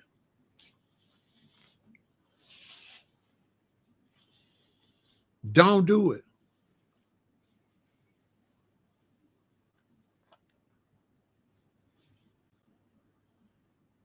Because you're going to learn the hard way. And one thing about me, I keep it real. Remember I tell you, I don't mess with nobody. I don't mess with nobody. When I was hustling, right? Check this out. So I lived way in Harvey. And there was a girl live on 79th. And so to get to 79th, it's going to take me like 30, 35 minutes and then to get back. So it's going to take me like an hour to go take this to her, maybe 45 minutes at night. So she would call me. I drive there, get back, 45 minutes, 50 minutes. I sit around 30 minutes. She called me again. I go, come back. 30 minutes, an hour ago, she called me again. So what I start doing, I see the pattern. She's going to call me 3 times a night or something. So I started taking extra stuff with me. It was a free parking lot behind her building. Anybody could park. So I parked behind her building, go and take her stuff and go and just lay back in my truck or my car until she called me again and be like, oh, I'm close to you. I'll be there, right? And just go back and take it to her and stuff, right? I tell y'all everything. And here I go. I made the same mistake I'm telling y'all. That's why y'all need to listen to me. So now I'm at the girl's house all the time, parked in the back. Now the girl, now and I'm married, I got a wife and all this. Listen, the girl is beautiful, right? What do my dumb ass do? I go knock it back, right? See? I go knock it back. First off, it's messing my mind up because now I kind of like her. So now, I might, you know what I'm saying? I like her. She fine. I don't know. I like her. Look, y'all. I knock it back. I go to sleep. When I wake up, she then went and in my pocket and took the stuff and just ran through a bunch of the product. You know what I'm saying? See, that's what I get. That's how you go to jail. See what I'm trying to tell you? You see what I'm telling you? Just stupid. You know what I'm saying? I should have just went and left. Went and left. No, boom, got outside of my body. That's why I be telling y'all, I be telling you the facts to the point I'll even if I tell you don't do something, I'll show you where I did it and how it didn't work. I messed with that girl. She stole like $200, $300 worth of stuff from me. She sat there and went through all that stuff while I was asleep.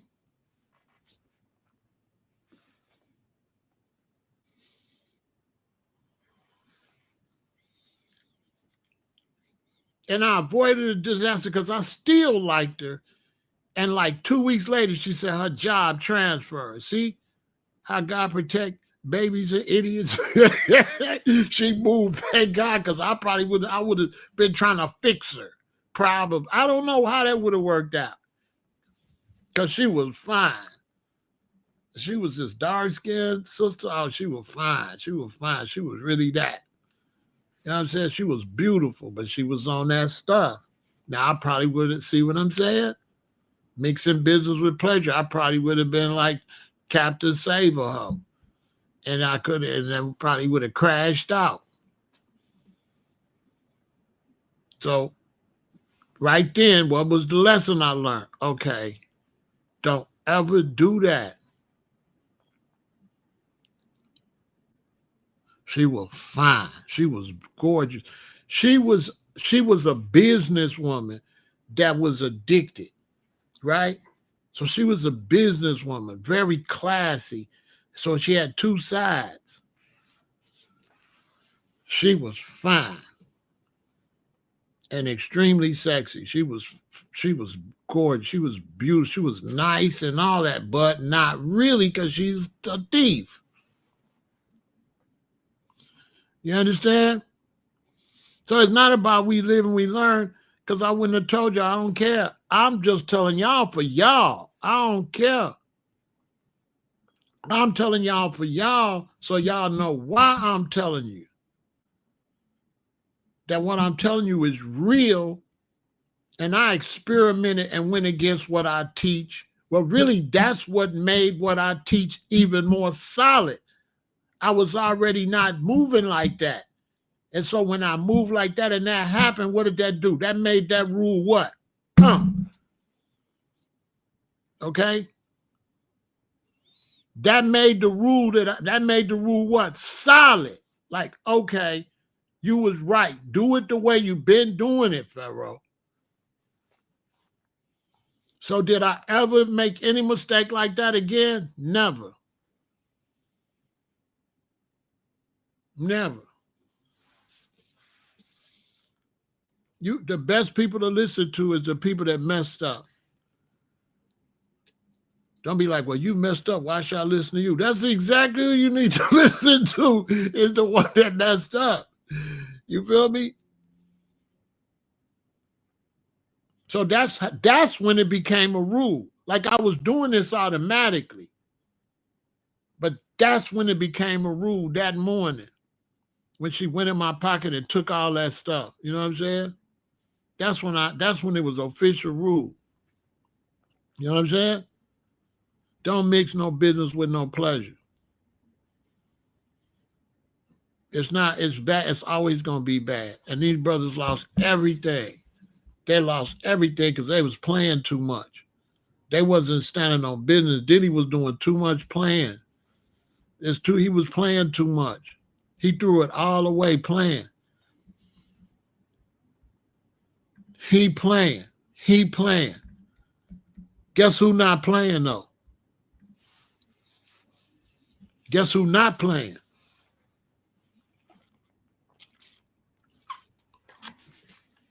Guess who not playing? Guess who not playing? He got G-Unit Films. He got 50 Action. He got G-Unity with the children. Guess who's not playing? Guess who's not missing business with pleasure?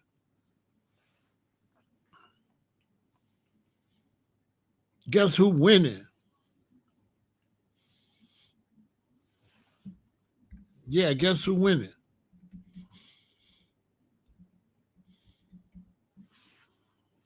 Because he's not playing like that. He's not doing none of that. He on that plane, he do that show, he on that plane, he out of there. He probably learned the hard way.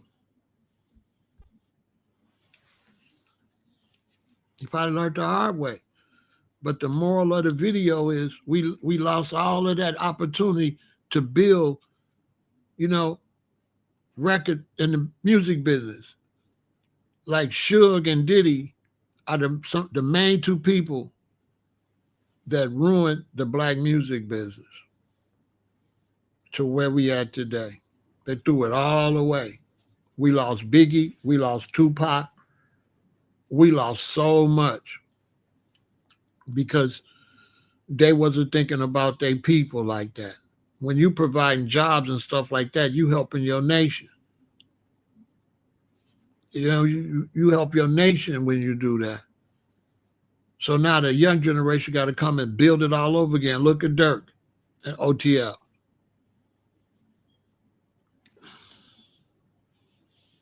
Look at OTL. He had the same thing. He had opportunity to blow that into something huge. What are you doing? Everything other than the music. NBA YoungBoy. Everything other than music. Just got out of prison. Just constantly tricking off. Kodak Black.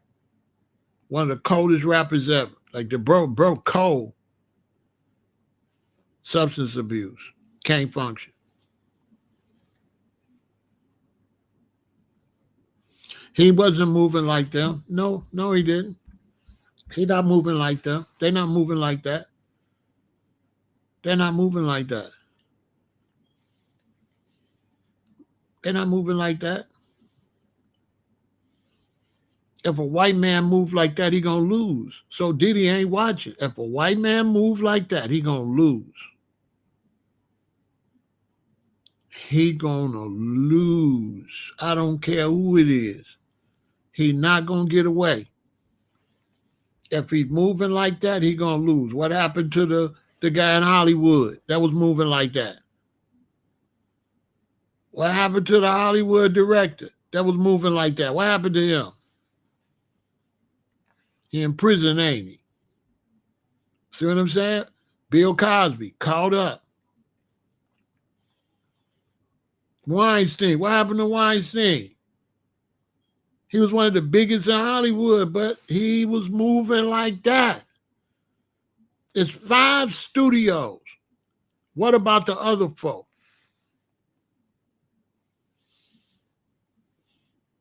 Jimmy got allegations too. Jimmy got allegations, just came out not too long ago.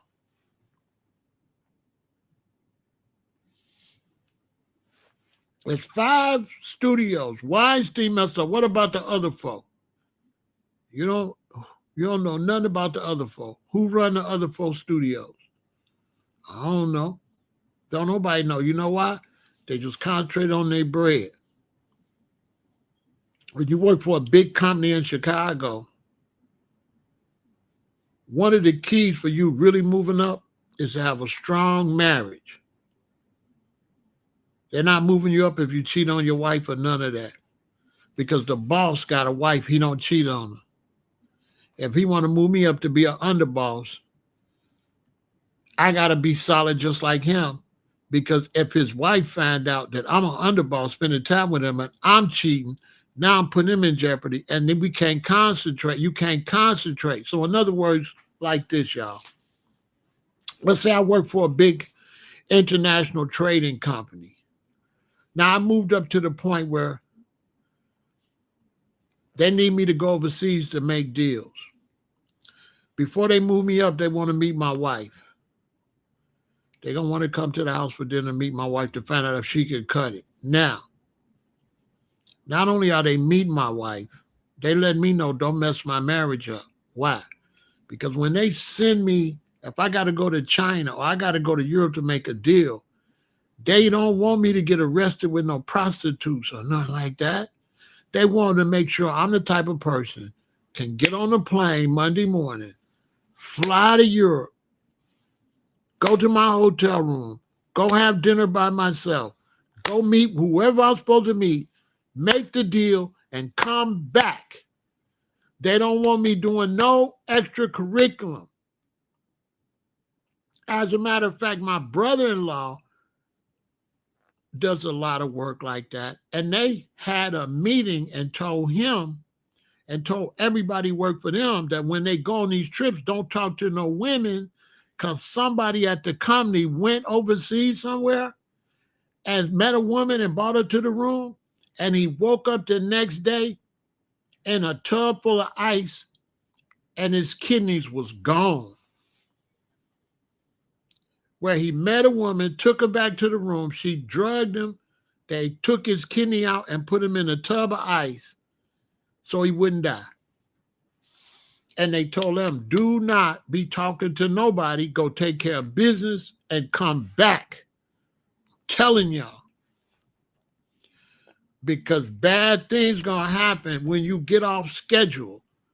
When you, like if I'm married, and I'm going to do business, it's a flow to that. I'm in a negative zone and I'm doing business. Now, when I start cheating on my wife, now I'm in a dark space. I'm in a dark space. You put yourself in a dark space. You can't take care of no business. When you're taking care of business, that's it. Business.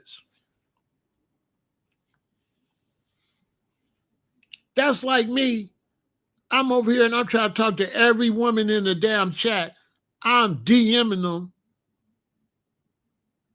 They're going to take the DMs. They're going to put them out there. My whole status is going to fall because I'm going to look like a cockhound. Tell me I'm lying. Tell me that won't damage my channel if women on here that's watching me, that like to watch me, start showing you that every woman over here, I'm sending them all kind of creepy DMs. See what I'm saying? Ain't no woman got no DM on me.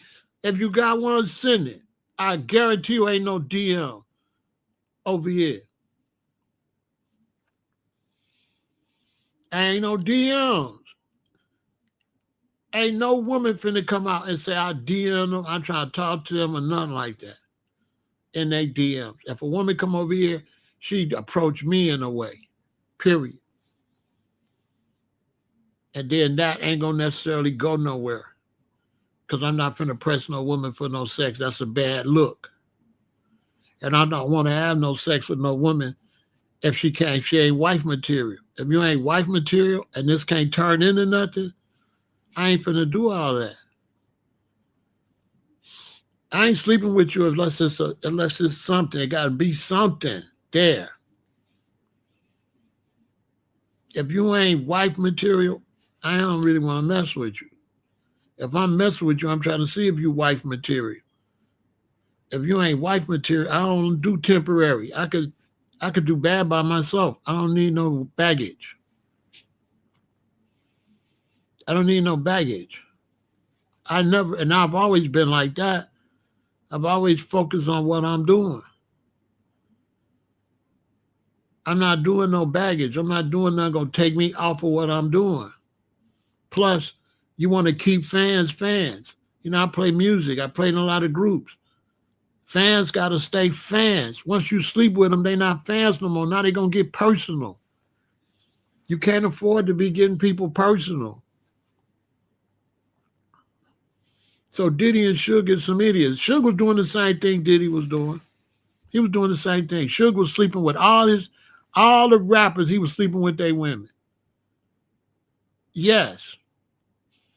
He was sleeping with anybody woman that was sleeping with him. He was taking his position as the CEO, and he got me signed as a rapper, and he taking all his money, flirting with my wife behind my back, like he did Dr. Dre. He's a lowlife too. Because, bro, that's how you getting down instead of running the record label. Now he crying because he lost his label. You ain't care nothing about it anyway. Why he crying about a label he didn't care nothing about? He was too busy running around doing stupid shit. A big old dumbass. When really, he was the one could have been number one. Death Row could have been number one. Nobody was going to mess with a Bad Boy would have been number two. The Bad Boy had Biggie, but they wouldn't have been able to, they would have had to work to find somebody else. They didn't have no Tupac and no Snoop. Yeah, he did dance like that. He did everybody like that. Now he's sitting there looking like a dummy. Because you're supposed to put business before pleasure when you're doing business. And now they ruined it for black music business. So now youth in the future going to be like, well, why we can't do this and why we can't do that? And that's why we can't do this, because brothers be done messed it up in the past.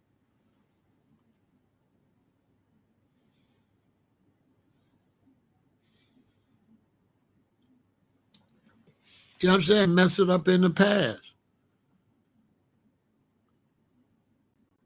You know, once you start sleeping around and the other people know you slipping like that, your status go down. Your status go down. So we back at zero for the young people coming up. We got no inheritance for them. They can't go and work for Bad Boy. They can't go and work for Death Row. They can't go and work for Rap-A-Lot. They can't go and work for Cash Money. They can't go and work for No Limit. They provide no jobs nowhere. None. None. None of our black labels that made it can provide no work. Think about it. They can't hire none of our youth. None of our children, none of our nephews and nieces can get a job. And none of them labels we spent all that money with. Why our sons and daughters can't go get a job at Cash Money? Why they can't get a job at Rap-A-Lot? Why they can't get a job at Death Row? Why they can't be big executives getting money for, why we don't have a Universal Records? Why we don't have a Sony Records? Why we don't have a Sony? Why we don't have a Universal?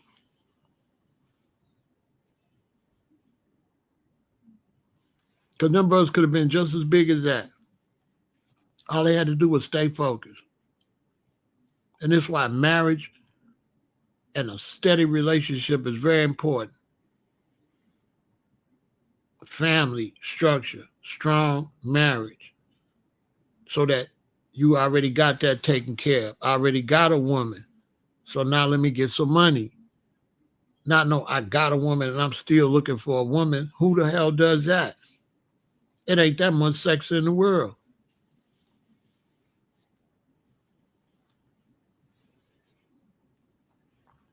There ain't that much sex in the world. And that's because they tricked the black man to think that you're getting something from the woman when you the one that's got the sperm. You the one that's got the juice. You don't get nothing from her. You put something in her. But you keep saying you're going to get some P word. You're going to get some P word. Let me see some P in the jar, some P word in the jar. The P-U-S-S-Y. Bring me some in the jar. I could bring you some sperm in the thing, but you can't bring me no P-U-S-S-Y in no jar. Don't exist. If she do squirt, you don't get it. It fly everywhere. But when we squirt, she get it. But you don't understand, you the powerful one. But you let them put the woman as the powerful one. So you chasing it, chasing it, chasing it, chasing it, chasing nothing. And you're going to chase that before you get some money. You're going to stab your brother in the back for a woman. You're going to mess up business for a woman. You like a something wrong with the black man. You do anything for a woman, ruin everything. Puff did all that stuff to run behind women and do all this weirdo stuff for women with all that money.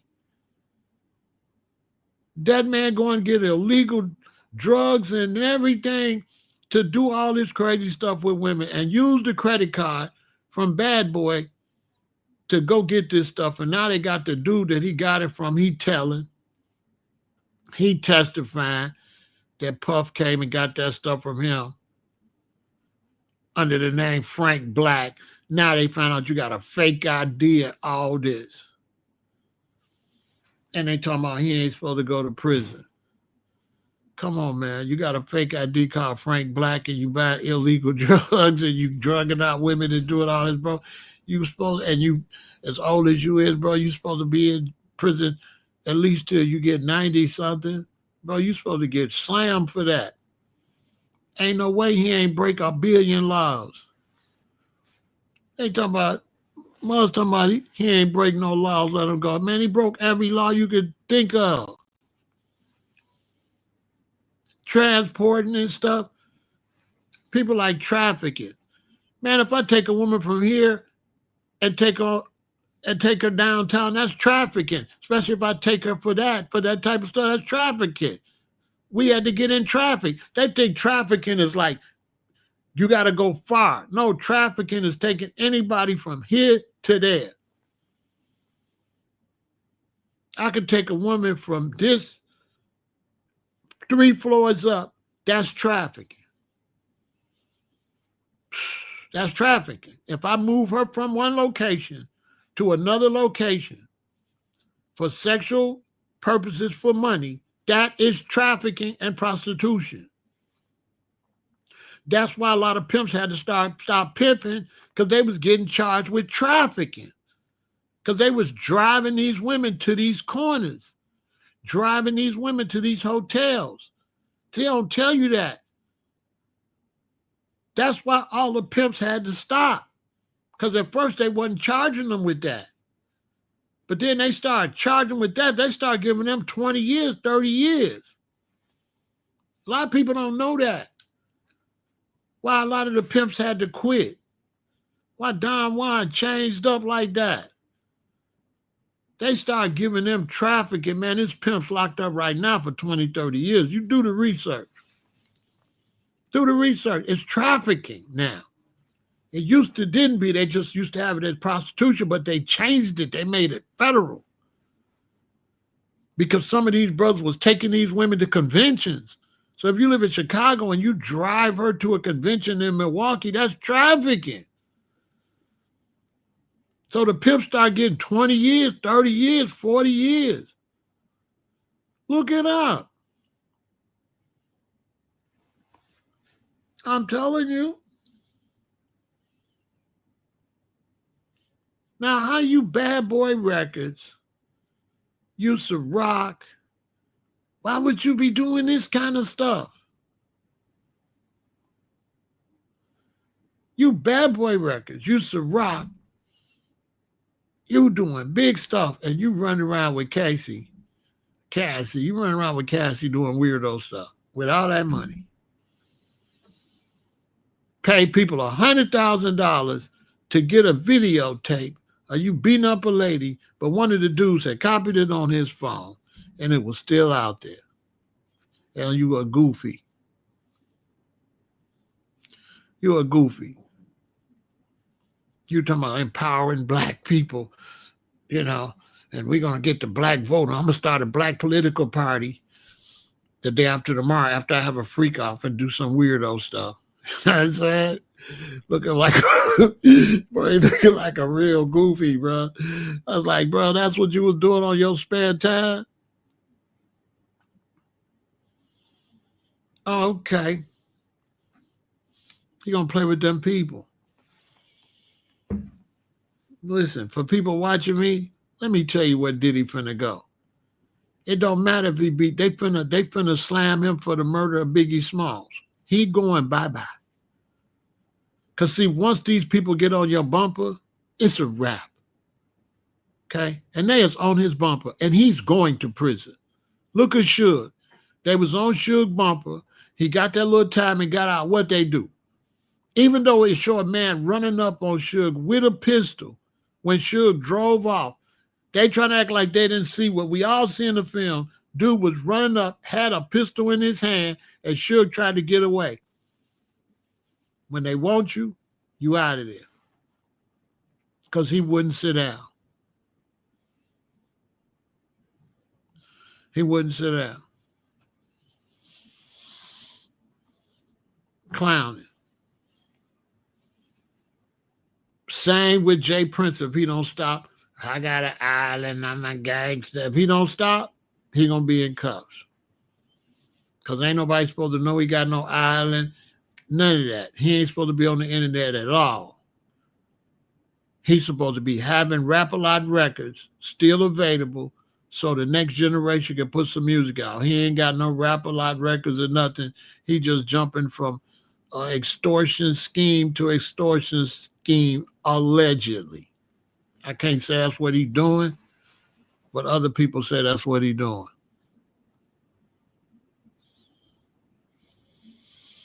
Yeah, Snooky.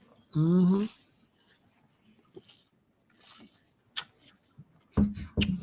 Crazy. So that's all I wanted to talk about that. Once again, black people, we're going to take this L. I'm really pissed about that because Death Row and Bad Boy, that was a lot of work and that's a lot of money we spent. I spent a lot of money with Bad Boy and I spent a lot of money with Death Row. And just to think they messed my money up, I'm not happy about that. We bought all them CDs and all that stuff. They should have made that grow. That should have came back to benefit the black community. We support these brothers and then they just throw it all away. They don't provide no jobs for our children or nothing. And then imagine if I buy all these records from you, you become big. My daughter got a skill, she come work for you, and I found out you was doing all that stuff to my daughter. The only reason Diddy's all right, because Casey didn't have a daddy like me. If Casey had a daddy like me, Diddy would have been out of here.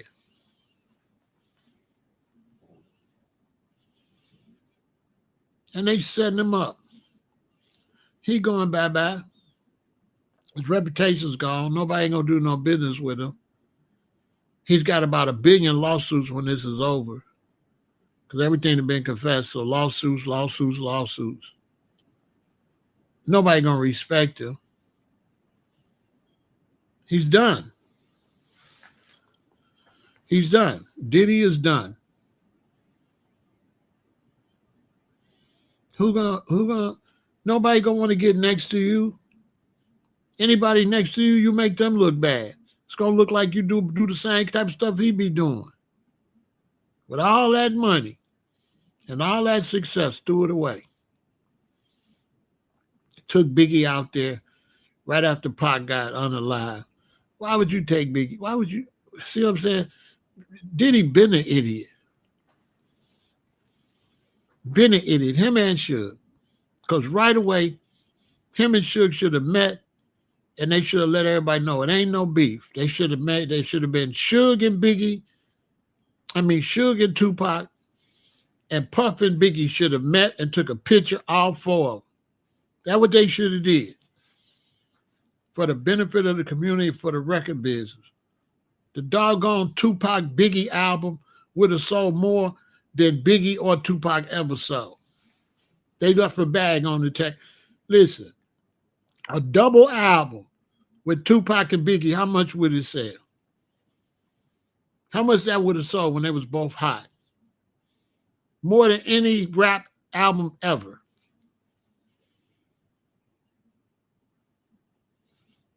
Because they could have had a bunch of duets on there and a bunch of single songs. It would have just been crazy. Along with the features, with the Mace features and the Snoop features and all that. Come on. Threw it away. No, you're going to be broke.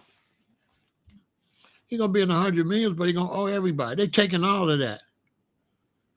They're taking every woman he touched going to sue him. Everybody going to sue him.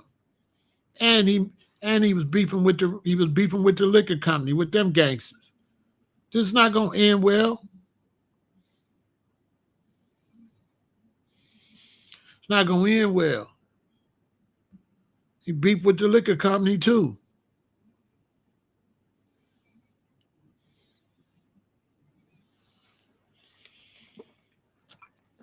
He says the music industry has no money. Who wants to be a rapper? The music industry ain't got no money because they didn't make it have no money, bro. That's what I'm trying to tell you. It would have been money in it if they would have took care of business. That's why there ain't no money in it. If they would have took care of business, Spotify wouldn't be robbing everybody. Apple Music wouldn't be robbing everybody. Why is Apple Music robbing us in Spotify? Because the brothers didn't set up no way for us to get paid.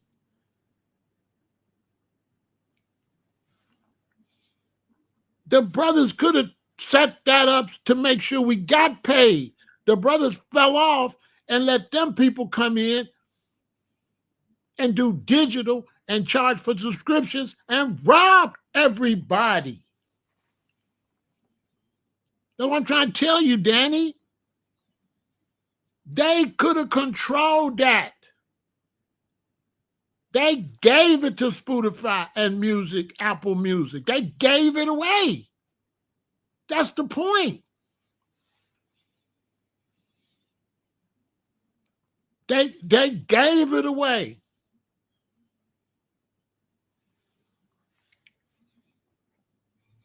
You see what I'm saying, Danny? They gave it away. When they could have put their money up, they could have came up with another apparatus. We could have had like mini CDs or something that you could play in your car where we could still get $10 a CD. They could have prevented us from going digital. Because they record labels, they could have kept the record selling. They let them people come in and digitize everything and rob everybody. David Banner said the same thing. We shouldn't have never digitized. We should have still been selling hand to mouth. They had the power to do that. They wasn't taking care of business, so the digitized people came and robbed everybody because the brothers wasn't taking care of business. Bootlegging didn't make no difference. You were still making mad money. Bootlegging, even if I drop the CD, even if it's bootleg, I'm making 100 or 1,000 times more than Spotify. Spotify paying you $3,000 for 1 million of things. They ain't gonna be able to bootleg that much. We was making more money with bootlegging than we making with Spotify. You ain't making nothing. If you don't got if you drop a song and you got 90,000 plays, you don't get nothing.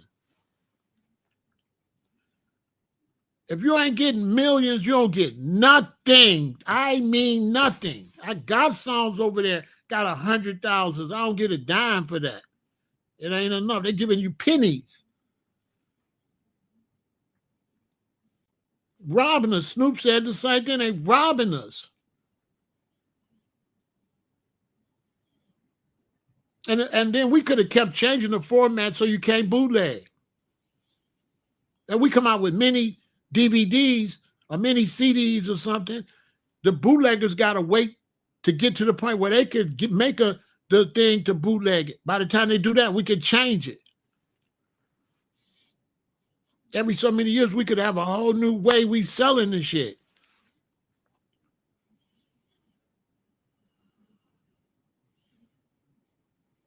I mean, we could have had records, to be honest with you. We could have went back to records. With the technology we got now, you could open up your trunk and have a whole record player in there where you just stick the album in there and it go right inside and it play the whole fucking album, won't skip or nothing. We could have went back to records. We could have went back. You could have a record player under your goddamn seat, and you get in your car and you take the 45 and you put it under there and it play. I mean, we got the technology now. We got the technology now where we could bring records back. You could be driving your car and play whole albums.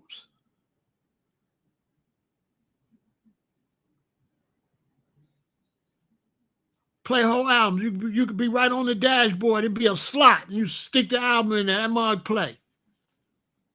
With the technology we got now, we could bring albums back where you can't bootleg.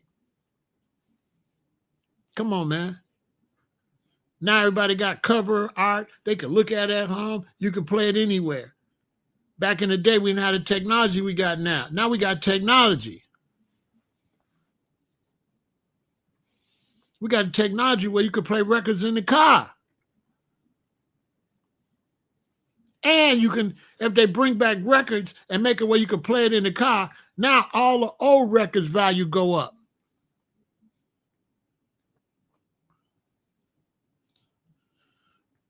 They should bring back records. See, a lot of people in the business, we doing records. Like when I drop my stuff, I'm doing wax. Here in Chicago, LA stuff, we got record stores coming back. We even have once a year, they have a whole day represent records. We bringing records back. We want to bring records back, 45s, albums.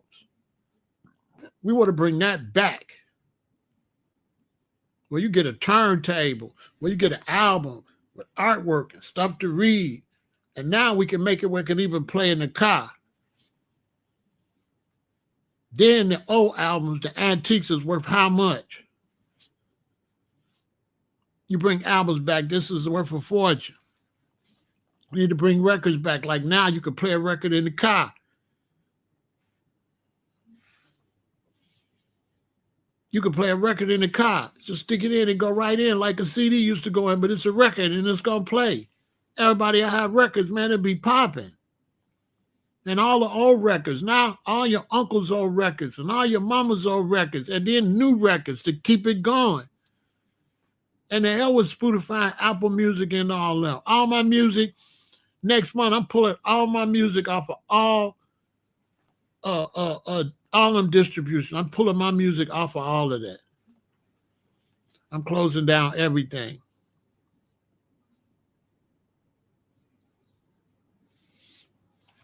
You can start it right now. Hold on, let's take a break and we finish.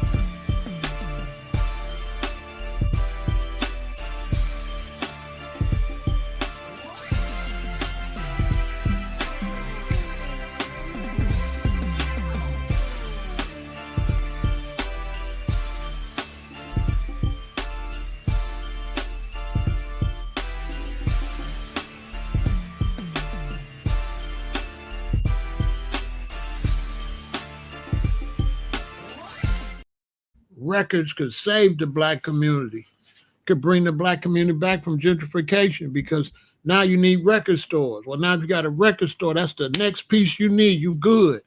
But now you got a record store. You already need a food store. So now you got a food store, got a record store, you got a barbershop, you got a beauty shop, and now you could build right there. That's a whole neighborhood. Now everybody gonna move it in there. We can gentrify our own neighborhoods. Record stores, barbershops, beauty shops. restaurants, stores, grocery stores. That's all you need. Everybody else gonna come. Gas stations gonna come. The phone company gonna come. Everybody gonna come. That's how you gentrify. The record label, the record stores will add the one more business that we need for the Black community to grow. This is a fact. Because that's how the Black community was growing. Everybody had record stores. There was record stores everywhere. One of the main draws to the mall was a record store. Then all you need is a Foot Locker and some sneakers and then, man, okay? Remember in Chicago, Evergreen Plaza, we'd go to Evergreen Plaza, everybody lined up outside the record store for the Tupac album to drop. Bring records back and use the technology where you could play records in the car, which is going to make the car look fantastic. Well, now you got a car, you can slide the whole album in there and it play and it don't skip with no bumps. That's going to be the new, come on, man. So now people buying cars, they playing everything from the new, they playing everything from the new NBA YoungBoy all the way back to Frank Sinatra, and you can play anybody.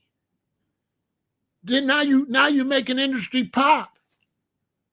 Because now you bring all this back. When you make new records, you put it with that. When you change, you lose money. America changed. You can't keep changing. You lose money. Why are baseball cards valuable? Because they still sell baseball cards. If you change the format, you lose money. You got to keep the same formats for decades and centuries. That's how you make money. You don't make money having cassettes, then CDs, then this, then that. You don't make no money. Like I bought a bunch of VHS and then they went to DVDs and then they went to the Blu-ray. You can't make no money like that every time we got to change everything. You lose money. Then people going to stop collecting. They're going to be like, I ain't going to collect this because all they're going to do is change it. So they losing money. Nobody's going to invest in a collection if you're going to change the format. Tell me I'm lying. Who going to collect movies today? Nobody, because they're going to change the format. That's why I got a bunch of VHS and a bunch of DVDs. That's why I got a bunch of albums, a bunch of cassettes. Come on. You keep changing it. You lose money like that. You lose money.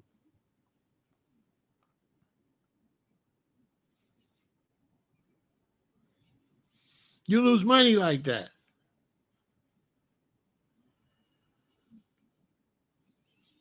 You lose money.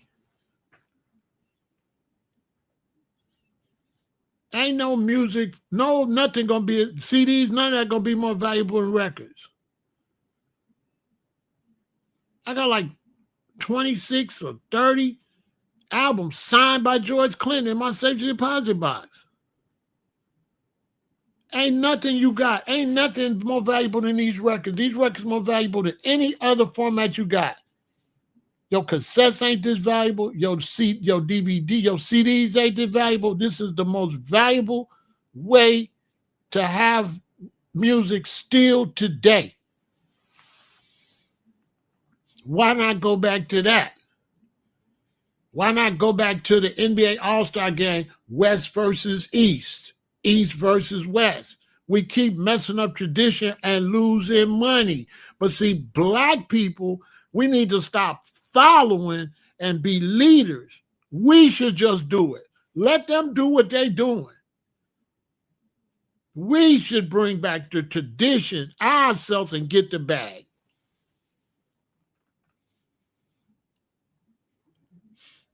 We should do what we're going to do and get the bag. That's what we should do. We should be like, listen, we're going back to records. We don't know what the rest of America going to do, but Black Americans, we're going back to records. Because the Jamaicans still doing records. The Jamaicans ain't never stopped doing records. The Solomons still have records. It's going to go back to records. It's going to go back to guitars, bass, drums. All that's coming back. All that's coming back. Digital's going to be out of here. Because digital, you need electricity. With a drum and guitar, I don't need no electricity.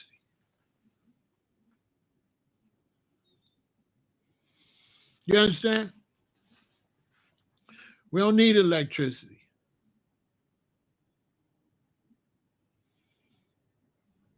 If you got electric guitar, fine. If not, we can play a folk guitar and an upright bass and still be playing music. You understand? That's what we have to do. And then we have to stop mixing business with pleasure. That's what the black man got to do. The black man got to stop chasing women and do some business. The reason the black man can't do no business because he act like he ain't never seen no woman before. The main reason I can't start no companies with black men because black men is weirdos when it come to women. They not no good soldiers and they not no good businessman. The black man act like he never seen a woman before. So if you have a business meeting, as soon as one of the females come, you're going to see the brothers start acting all different. Just because it's a female or 2 or 3 females in the corporation. You don't know how to act around females. You think every female is for you to try to sleep with. You got no professionalism about yourself.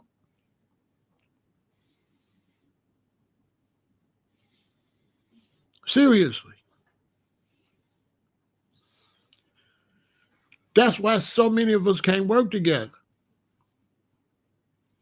Those of us that's serious about business, we can't find no brothers to do business. Because brothers, they just chase women too much. This fool let women chase all that money. All that money. He threw it away chasing women. A real idiot. A lot of brothers, we don't like bring our wives around brothers or our girlfriends around brothers. We don't want you around our wives. We don't want you around our girlfriends. We don't even want you around our daughters if they grown. You just ain't got it. You ain't about no business. The black man ain't about no business. Yeah, like you never seen a woman before. To the point they want to sleep with anybody's woman, any woman. They want to sleep with her. So now there'd be violence and all that. And you know this man, this is his woman, and you want to sleep with her, and she sleep with you, and you respect her. How you going to respect a woman that's cheating on another man? And you want to be with this scumbucket like she's a snake? If there's a woman and she got a husband and she want to be with me, I don't want to be around you.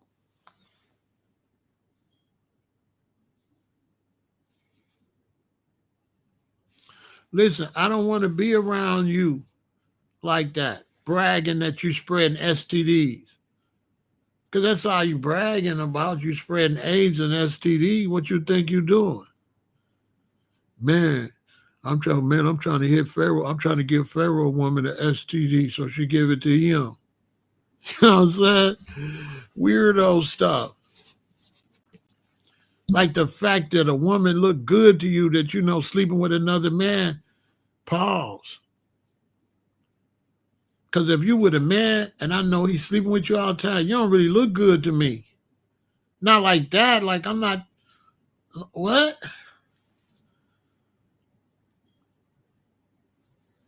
Usually with real players or real brothers, when we meet a woman, you know, we don't like them too much unless she's been broke up for a while.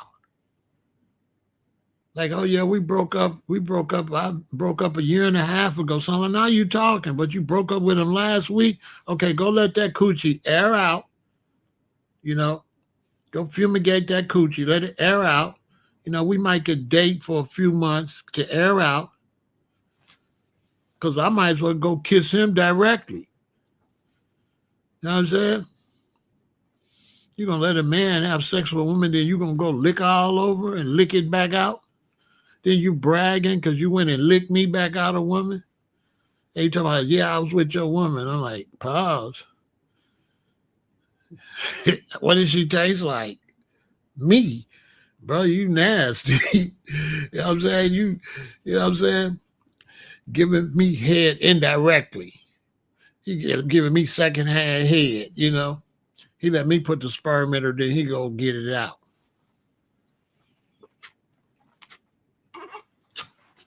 Then she looking at me crazy, thinking I'm finna fight over her when she a sleaze bucket. Girl, I don't do sleaze balls. I do queens. I need a queen. I don't need no scum bucket. You belong to the gutter. You don't even belong to the street. I don't know, but I ain't trying to sleep behind no brother. Pause. Diddy was Diddy. Diddy. That's why we call him P. Diddy. Y'all didn't understand what the P stood for. That's why I named P. Diddy. He was telling you everything. He was telling you everything. He's a weirdo. That man nasty. Them people got all kind of STDs. Them people got AIDS and everything. Trust me. Trust me what I'm telling you. We lose everything over stupid stuff like that. And then when we get money, we don't know how to act. We don't want to build a community. We want to show off. You don't want to build a community. You want a Bentley, a Rolls Royce, a Mercedes Benz, a whole bunch of really expensive clothes.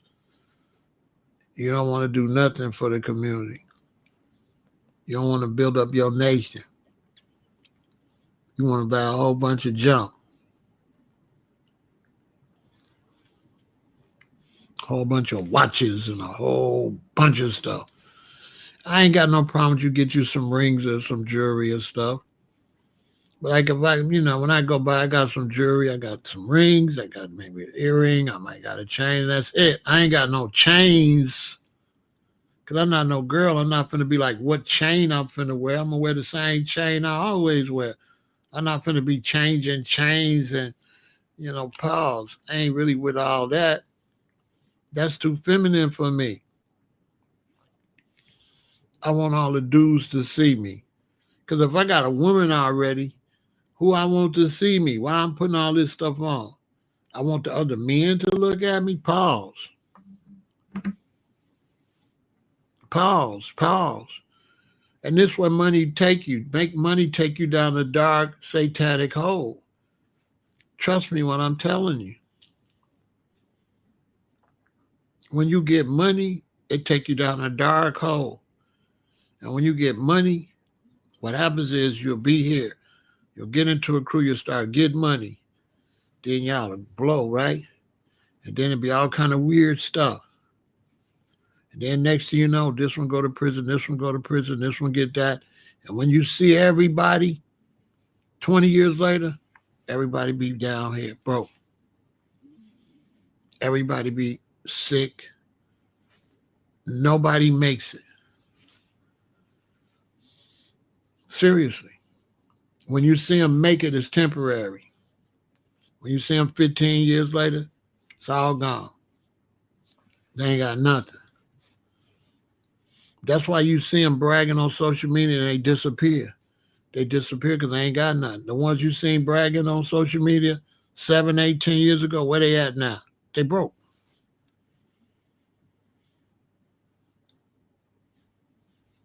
They gone. They sick. All that. They got cancer. They got all kinds of stuff. Their priorities be messed up. That's for real. Go anywhere, any hustles, anybody get money, and watch them for a 20-year period. I bet you they disappear.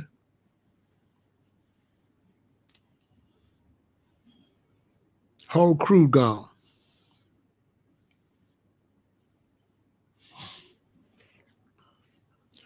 Cars, cars. See, the black man want cars. And the reason the black man like cars, he ain't about no business. He don't want trucks. He don't want buses.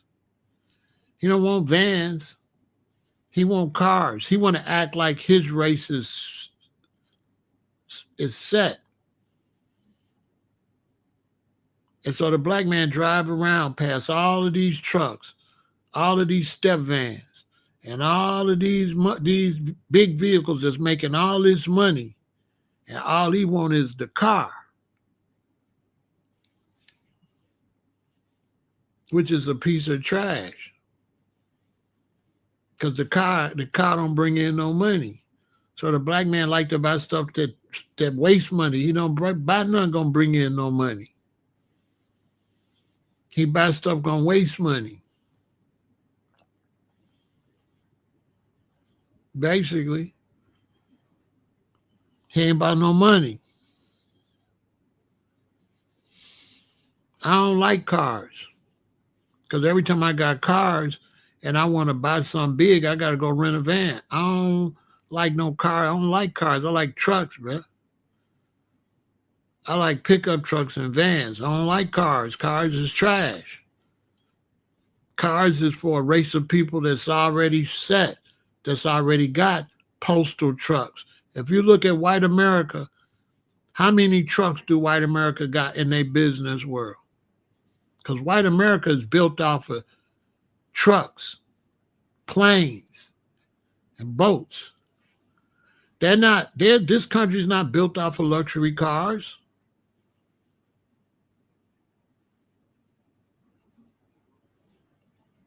What's the backbone of Amazon? What's the backbone to the mail? What's the backbone to UPS? It's not luxury cars. Luxury cars is the reward they get from trucks, from planes. We want the luxury cars without the trucks, without the planes, without no business.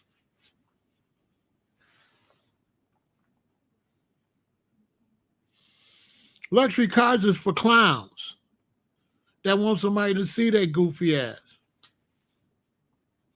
Luxury jewelry, luxury cars is for clowns. It's for somebody who want to be seen. Period. Somebody with low self-esteem. Because if can't nobody see the car ain't worth shit. The car is only worth something when somebody see you in the motherfucker. You know what I'm saying? These is facts. The car ain't worth nothing unless somebody see you. And then when somebody see you, don't nobody give a fuck like you think. Because the only person gonna pay your attention is somebody wants you to get out of it. Anyway. Yeah. The only person gonna pay attention to your car, your luxury car, is the dude with the mask on that wants you to get out and shut up and lay on the ground. Other than that, nobody else cares. Anyway, nobody cares about your car. You look like a fool.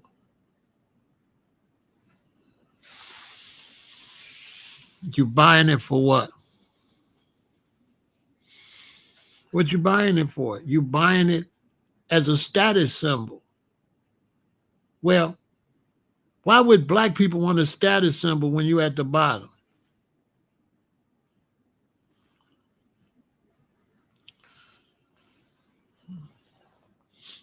Next time you drive on the freeway, count all the pickup trucks and vans. Look, I used to serve this lady, and I lived at Harvey, and then you go down, you go north, you make a left on 147th Street, and you go over and you go into like a white part, a white neighborhood. I ain't gonna say where she at. And then you make a turn. I had to go down one street and another street, and she was at the end of the other street. So one day my antennas was up. So when I turned down this residential street and I'm driving, I'm noticing in 3/4, anywhere from a half to 3/4 of the driveways, I'm seeing a van. You know what I'm saying? Like Lewis Plumbing. Then I see a pickup truck, then a van, then a pickup truck and a van, all the way down. With these white dudes, these trucks is parked in a driveway. And I just had my antennas up. So I'm like, damn, all these white dudes in these nice houses, damn near every house got a pickup truck or a van. So once I seen that, it stuck. So now when I get on the Dan Ryan in Chicago, after that, I'm seeing all these white dudes. They got vans and pickup trucks. They doing plumbing. They doing heating and cooling. They doing lawn service. They electricians. They doing roofing. They doing concrete. They not depending on no one corporation to hire their ass. But black people, you stupid. You depending on one corporation to hire you, but the white man is his own corporation. If you think I'm lying, if your basement flood, pick up a phone and call. And I bet you it's going to be a white man going to be like, we can't get there yet. You're going to call another one. I can't get there. I could be there in 30 minutes. It's going to be a white man going to pull up and he going to get that water out your basement. That's how they surviving. They are not surviving. It's not enough of them jobs. They got their own jobs. They creating their own jobs. My boy Uncle Mike, he do heating and cooling. He makes a fortune. He gonna set up all the dispensaries and set up their heating and cooling for the dispensaries.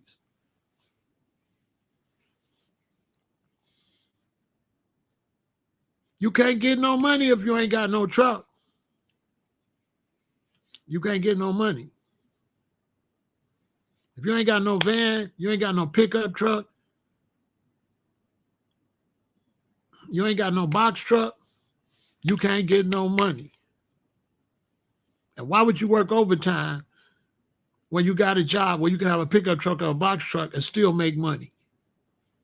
Because you can have a box truck or a pickup truck and you could just have your garage full of chairs and tables, and you could be renting out chairs and tables for events, making a fortune every weekend. You go set them up and you go pick them up when they finish with their event. So you can't hustle if you ain't got no, come on, man. You ever been in a nice car and go to the store and want to buy something? You buy the TV, get out there, won't get in the car. Now you try to figure out, well, how am I get it home? You can hardly buy nothing at the store if you got a car.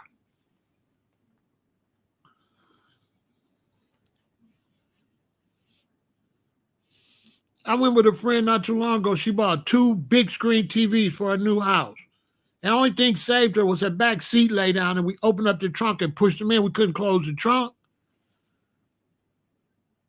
So if she would have wanted to buy more stuff, she couldn't even get it home.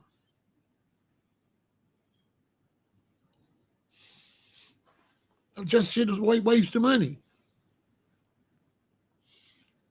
That's a waste of money.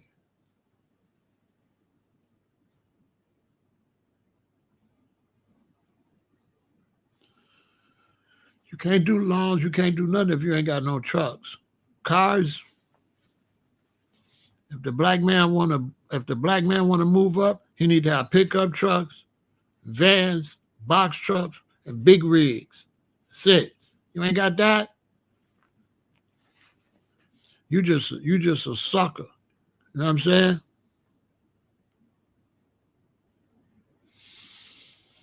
You just a sucker. You can't do nothing. I've been in fancy cars since I was a baby, so I know what I'm talking about.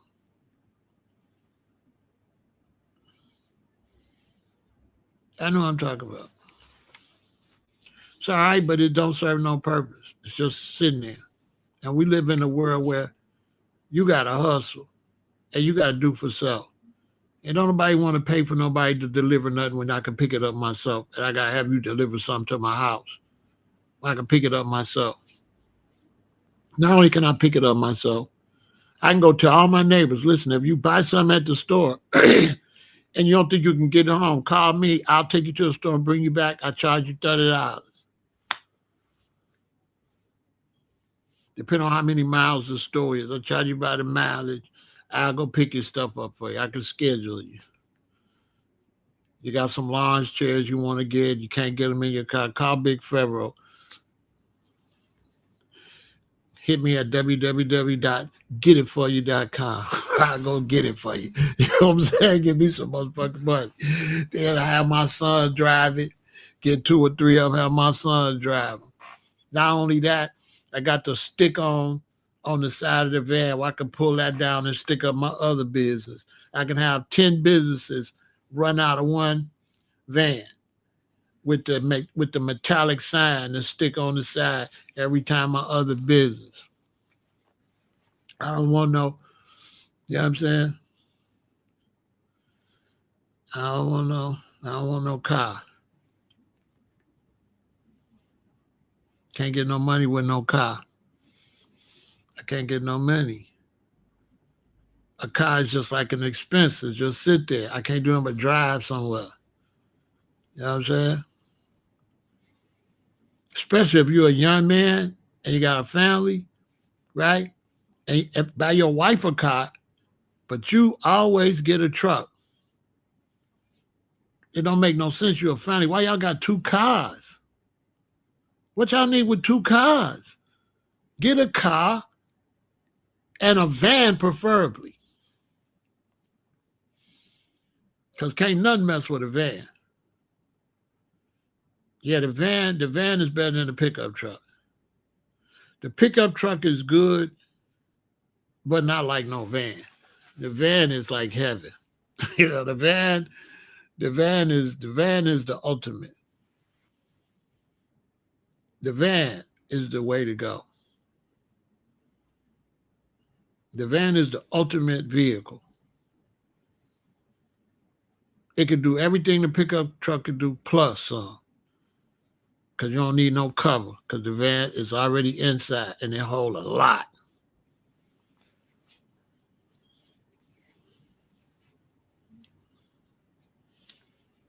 Yeah, the van, I get the van. Because I had a truck, and one time my daddy wanted to drive, and I rented a van. And the van took all my stuff with room. Whereas my truck, it was still tight.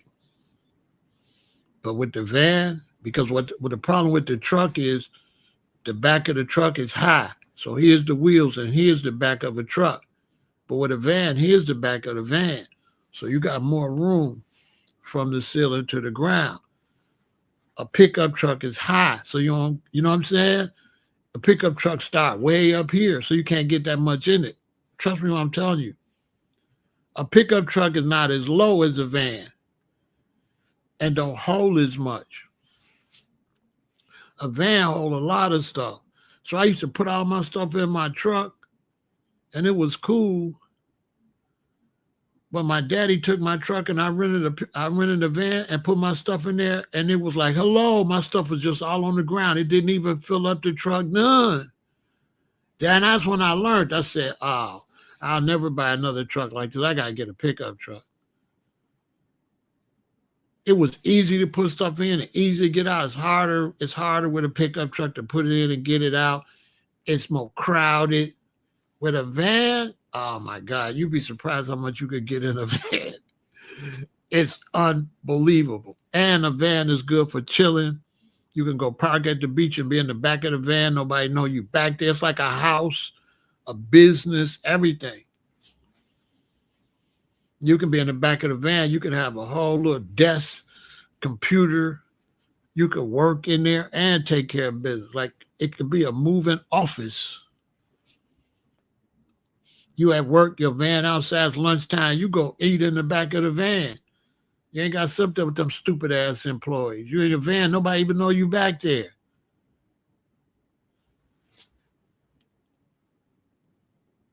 All your stuff protected from the rain, the snow, and everything. It's beautiful. It's the best. If you want to go camping, you want to go vacation, you got to take care of business, whatever you got to do. The van is the perfect purchase. No ifs, ands, or buts about it. That's what I'm getting ready to buy it pretty soon. I need a van. And all I gotta do is get me some solar panels, and it's up. All I gotta do is get me some solar panels that I can open up and put out there on the roof or I park somewhere. I got electricity, everything. I could do whatever I got to do, I could do it. Include take a nap, camping. You want to go out, you want to take your woman out to the beach or to the park. She's going to like the van better because she's going to feel safe because you can camp or you can picnic right off of the side of the van and she don't got to be out in no elements, whatever.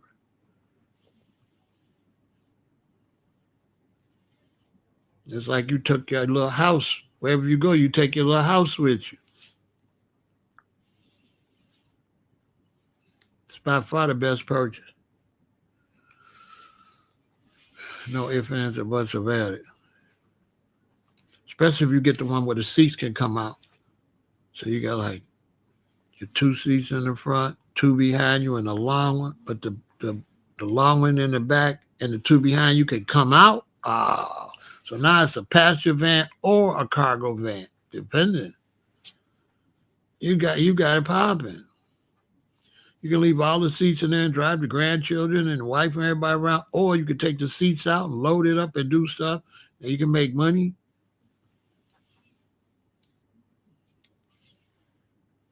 You can make money. You can do whatever. You ain't feeling limited. You ain't just driving around showing out. You know what I'm saying?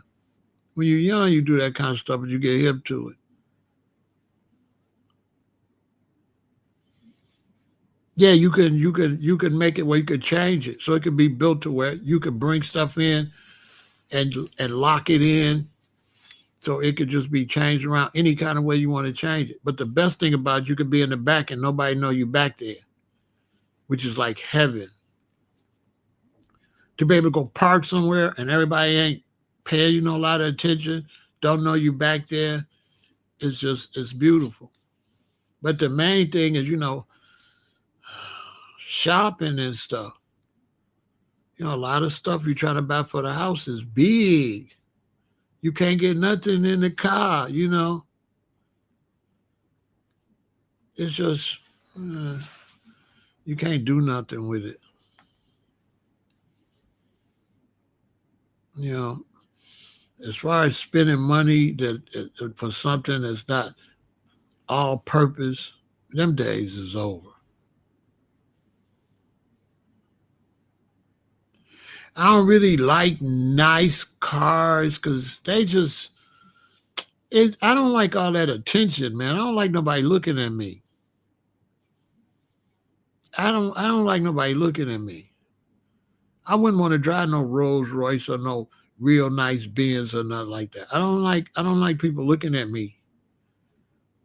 I don't want everybody to look at me. That's young brothers, they want that at first. I'm too old for that shit. I don't want everybody looking at me. You know what I'm saying? I don't want everybody looking at me. You know what I mean? Been there, done that. And I've been in some of the best cars since I was a kid. And it's too much unnecessary attention. You know what I'm saying? And it's like attention ain't no good. I don't even know you. So why would I want attention from strangers? You know what I'm saying? I don't want strangers, you know, having adoration for me. You know what I'm saying? I just want to drive by. I don't want nobody looking at me. That's like a weird thing when you're young. You kind of be doing that without knowing it. Plus, fancy cars lose their worth.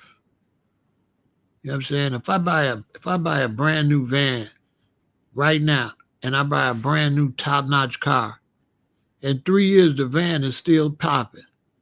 The car is old now. So now I'm wiping on it and I'm trying to get the tires. You know, yeah, it's a Benz, but it's 3 years old.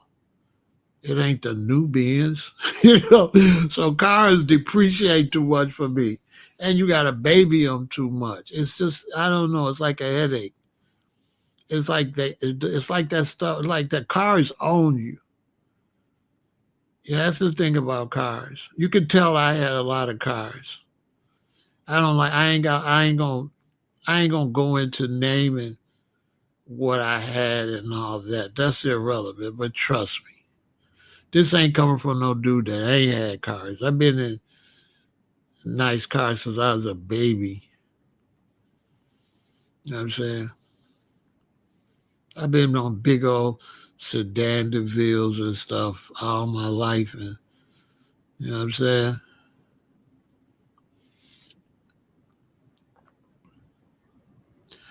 I mean, they just don't serve no purpose, and it just don't serve no purpose. It's like something you like when you get it. That's why so many OGs got vans. That's why them OGs got them cold ass vans. A lot of older brothers, they go get vans. Them vans be nice. They get them conversion vans. That's why so many OGs got conversion vans, because they get hip. And then they fix them up. And them conversion vans be looking way better than them cars. Whew. You ever seen a really decked out conversion van? It's something else. You can't open no car and it look like no living room like that.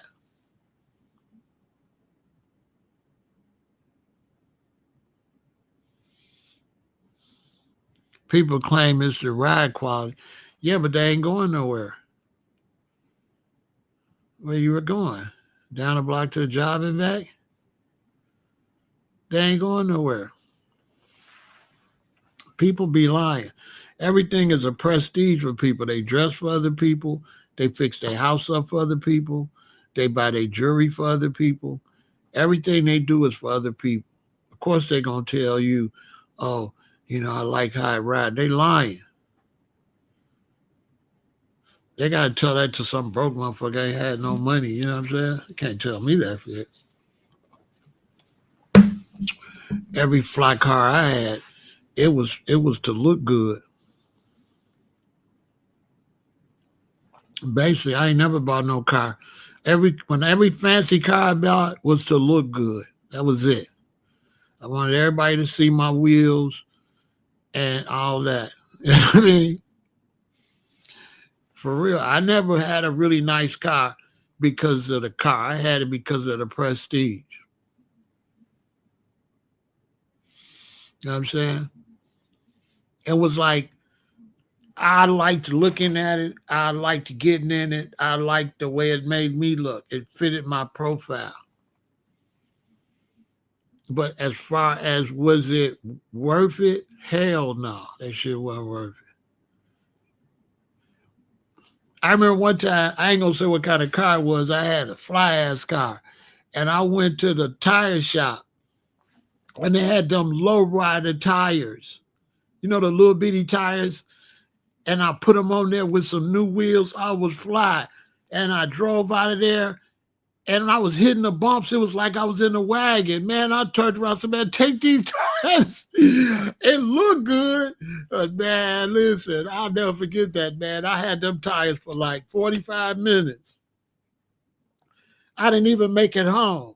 I turned around. Oh man, take these off, man. He said, what? I said, man, this ride like a wagon now. He like, well, these low rider tires. I'm like, man, put me some rubber under there, man. Put me some rubber back on there. It looked good. It ride like a piece of junk. Oh, hell no. Man, take this stuff off there.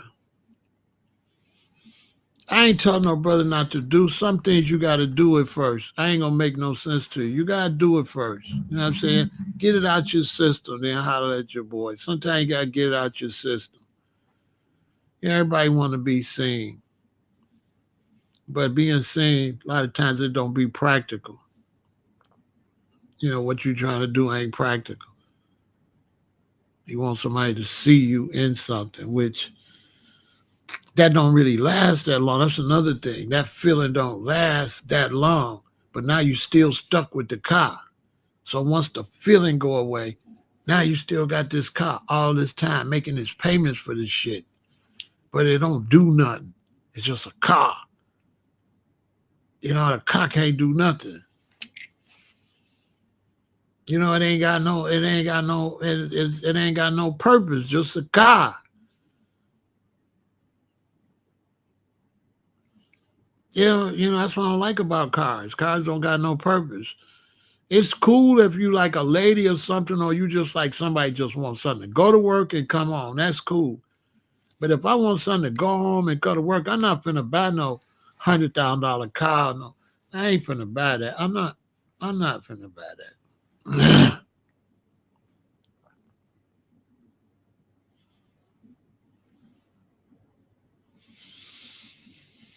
When I become hip to the reality, well, like I said, my daddy always bought really nice cars.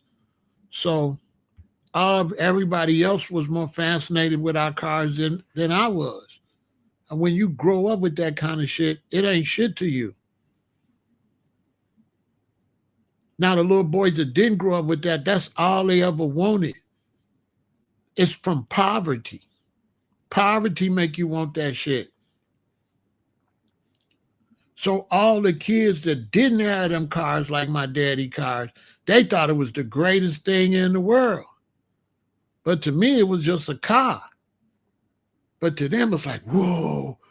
And it's not like that. When you got them already. I grew up in very expensive cars. And it ain't nothing but a car. It's only a big deal to a poor person.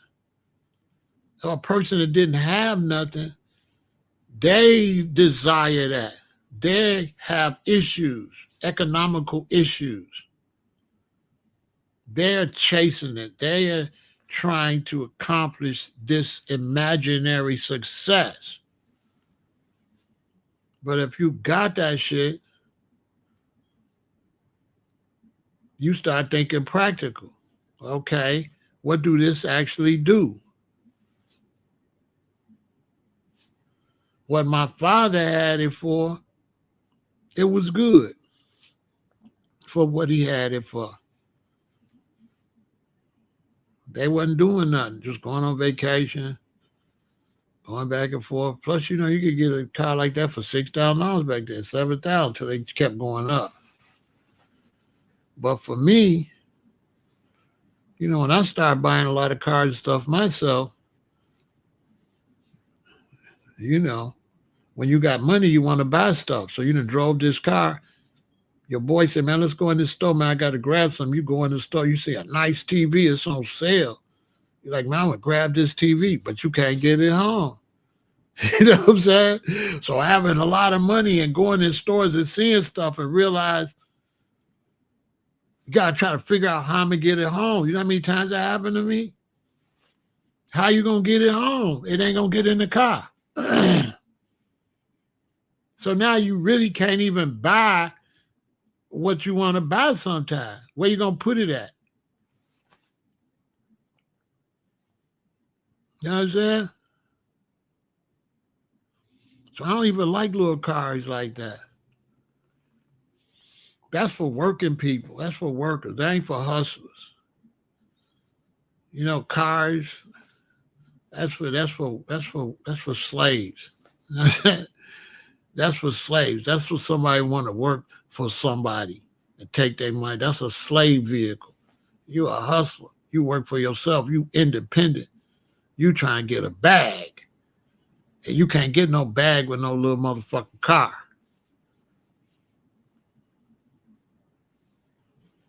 I mean, even if you're doing DoorDash, how many groceries you could pick and drop off in the van and how many you could pick up in a car.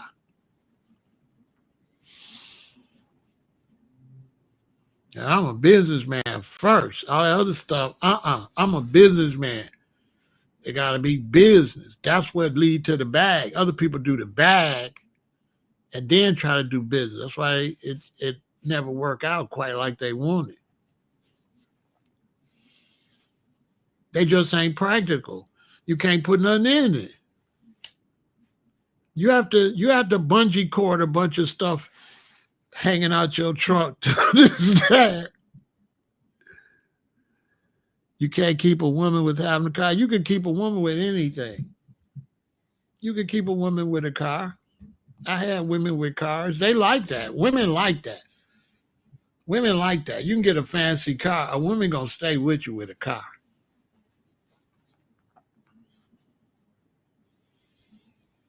Yeah, a woman gonna stay with you with a car. They like a car. They like a car. But who the fuck give a fuck about women?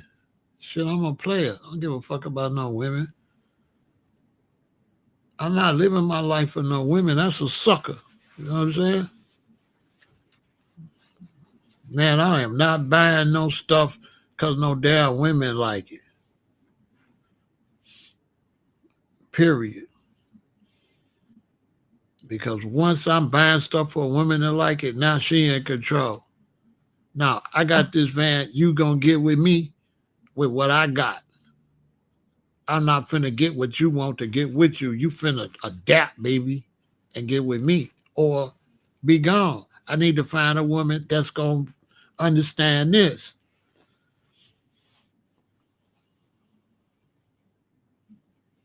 If I got a nice van and you rather be in a car than a van, I don't want to be with you anyway. You're a fucking goofy. You're not gonna fit in with my program anyway. You ain't. You a bitch gonna spend a lot of money. You know, I'm trying to make money. You know what I'm saying? I don't be with no goofy like that. I'm not. No, I'm not. The black man got to stop catering to women, letting women run our society. How you gonna make good decisions when you moving according to a woman in a white man's world with a white man moving according to the man? In the white world, they move according to the man. Black dudes the only one move according to the woman. A white boy got a pickup truck. He do windows, and that's just what it is. And he getting big money. He do electrical, and that's what it is. Now he got bread.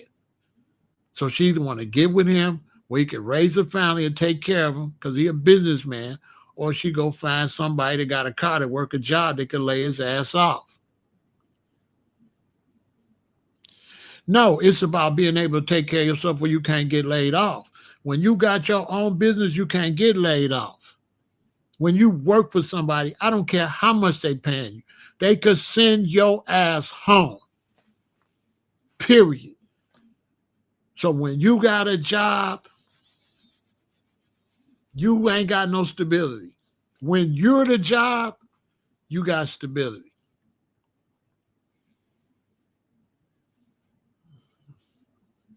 So when you got a job, so even if you got a job, you need to be spending your money in a way where you can make some more money. You shouldn't be spending your money walking around trying to look cute, putting a lot of money into a house, a lot of money into this, and then boom, something happened with Trump dumbass. Now you out of work. Now you panicking. You ain't got no way to make a dime. Listen, my daddy worked for CTA, drove bus. The bus company went on strike. So my daddy started driving his car, picking up people on his route. But he went up to the street and started working at the company up there that made sinks and made cabinets and stuff because he knew carpentry. So he was still getting money. Because the job had let him down. And if he didn't have another hustle, who knows what would have happened before they got off strike. So for me, what I would tell a black man is, listen, I don't care what kind of job you got. Buy a van or a pickup truck. Don't buy no motherfucking car. Car's a piece of shit. Car's for just a bozo that just want to drive around. Okay? You cannot afford in 2025 to do no 2002 shit, no 2019. Man, you cannot afford to do that stuff back. You need to upgrade. Let me tell you something. You could keep living like people used to live in this time right here where it's getting serious. You're going to crash and burn too. If you're a young brother, you need to go and learn a trade. Even if you got a job, go learn a trade. So if anything happens, you can feed yourself. Stop getting these jobs and thinking that you're doing something and the job is doing all this. In these times where the job could close down on your ass, and instead of you working a job and buying a van or buying a pickup truck or buying a box truck, you buying fancy cars and stupid shit. When you could have bought a box truck, you could have made your wife a dispatcher. You could have got your son that don't know what he want to do his life to drive the box truck, and y'all could be bringing in how much thousands of dollars.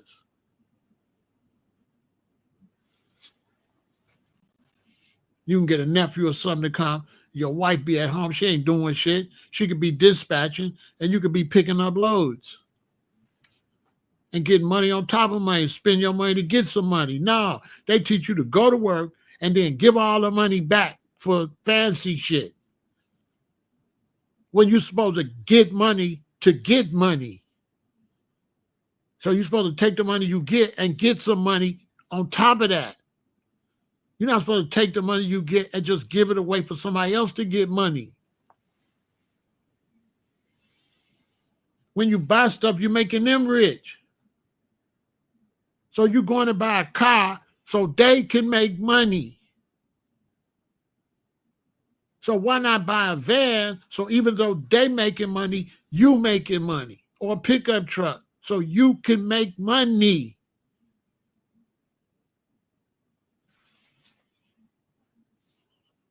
So you can get further ahead. So maybe you can retire earlier.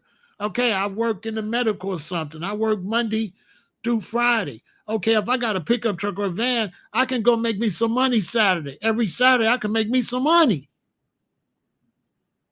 on my own.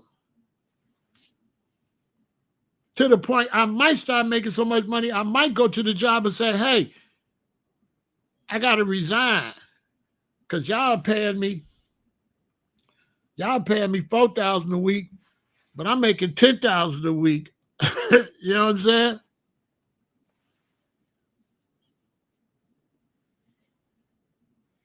I mean, I can't tell a man what to do if he want to join the military. You know what I'm saying? If a man want to join the military, that's on him. I'm not joining no military, get my leg blown off for no people don't like me, though. I'm not going to war. No, I'm not going to the Ukraine. I didn't go to Vietnam.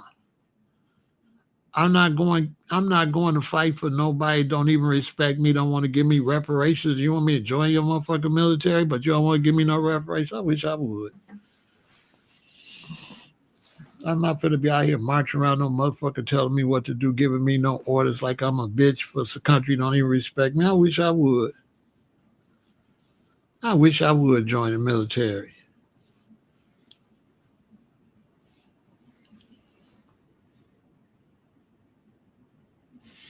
Man, you go to the military, come back, your wife gone. What you think she been doing? Waiting on you? That's cool if that's what you want to do. I ain't gonna tell no brother not to do it. You just ask me. I never would join no military. And my mother worked for Selective Service. She worked for the draft board. My mom was the one that would draft you.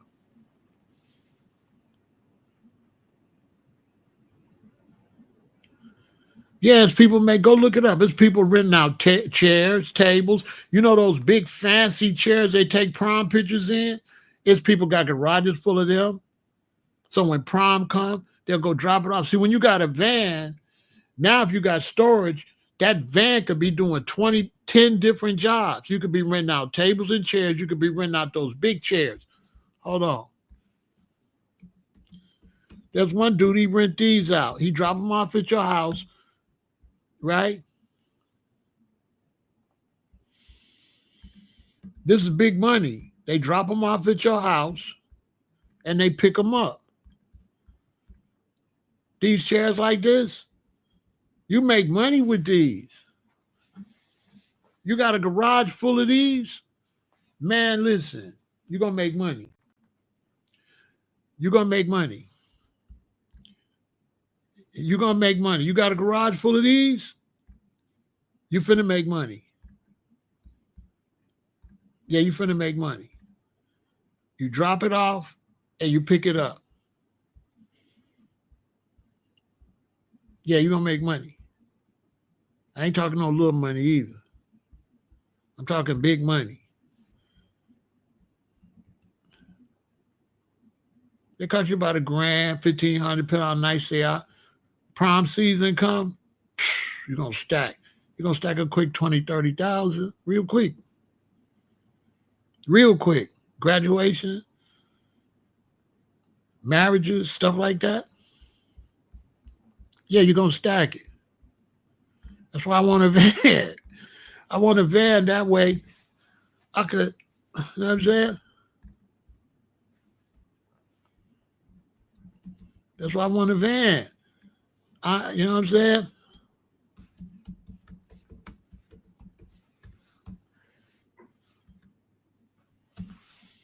Then a lot of brothers, they doing these. They doing these. They got a garage full of these. Making bank. Go look it up. A lot of brothers got a garage full of these. You have a garage full of folding chairs, and you rent them out. Have folding chairs and tables. People having events. They say we need 25 chairs or we need 10 chairs. We need them Saturday morning so you can drop them off Friday night. You can pick them up Sunday. And these brothers got garages and they do this. They're making a fortune. Sometimes they end up they be having 2 or 3 garages where they have to hire other people got garages. One brother had to build onto his garage. He was making so much money. This is how people making money.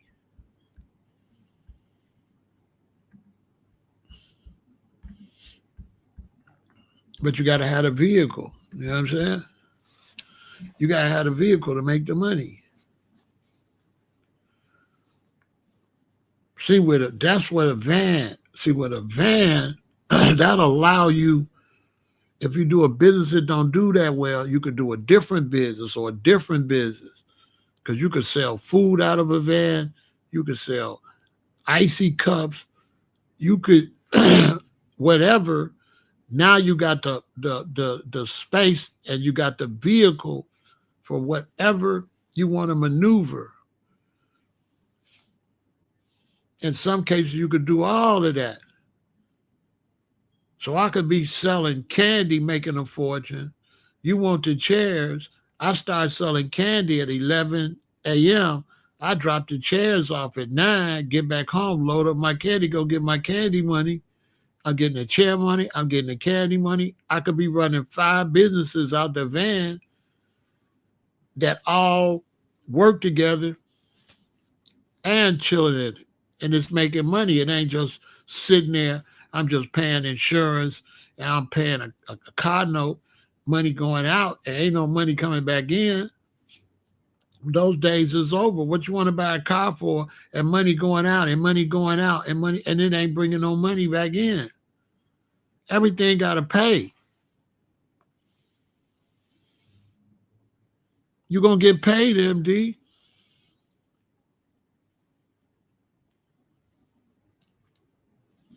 All day. You might want to do photography. You might want to do videography. The van is going to make it so you can do whatever. So that's the best thing about the van is the van allow you to create any type of other hustle. And the van is going to work for whatever hustle. So if I want to do photography, I can have my van fitted where I got computers and shit in there and cameras and everything already there. I could just pull up, open the van, shoot a music video, shoot whatever, boom. You know what I'm saying? So you don't be stuck. You can wait and see what opportunity comes, and nothing ain't gonna be too big. If it's something small, you can still do it.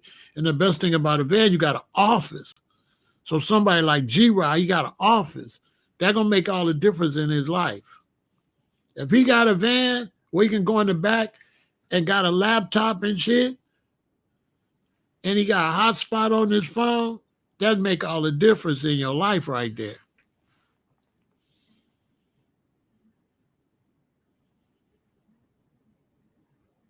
Like imagine if I got a van now and I'm going around doing live streams from different locations. My views gonna go through the roof. My views will go through the roof because I got the van. So the van gonna allow me to get footage and do live streams nobody could do. I'm like, yeah, I'm at the so-and-so. I could be on set like the news. My views gonna go crazy. Why you think I'm finna get a van? I'm finna drop a book, right? I'm gonna sell it myself. What's the best way to sell it? With the van. You know what I mean?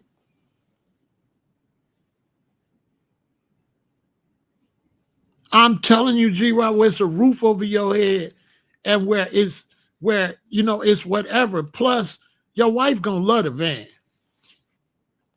Your wife gonna love the van. She gonna love the van. Because the van give you a vacation too. Imagine you go to the beach. What's gonna be the best vehicle to go to the beach? A van.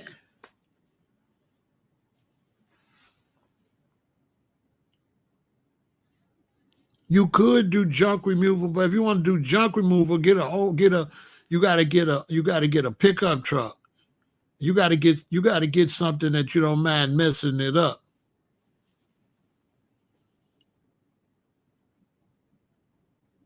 You got people doing van life, yeah. But the good thing about a van is, me and my woman, we go out, she feeling horny. Okay, we can handle that. We can go in the van and we can get busy. We can make love in the van. She gonna really be in love. Fresh air, she outside. Land, we got security, we got a pistol on us or whatever. I mean, we live in the best life. I ain't gotta go call no airline. I want to go on vacation. You want to go on vacation? We want to go on a trip? You want to go 2 hours, 3 hours away? Who the hell gonna get in the car? You gonna jump in back? So now, for a marriage, it's the best thing ever. You're like, babe, come on, we going to so and so. Boom, she gonna be loving packing up, putting that stuff in that van and ride. And then another thing, when you're driving, sitting up higher is safer. When you're sitting down low, you can't see the traffic up 2 cars ahead. But when you're sitting up high, you can see he put his brake lights on. So his brake lights, they brake light. But when you down behind a car, you don't know the traffic is stopping until the person in front of you. That's how you can run into the back of somebody. So I don't like driving low because you can't see the traffic. Once you've been in a truck, you don't never want to go back on the ground. So if your woman want a car, even if you get her a car, make sure you get her one of them cars that sit up high. Don't get her no low car. Get her the kind of car that's like almost shaped a little bit like a truck. The cars that kind of high.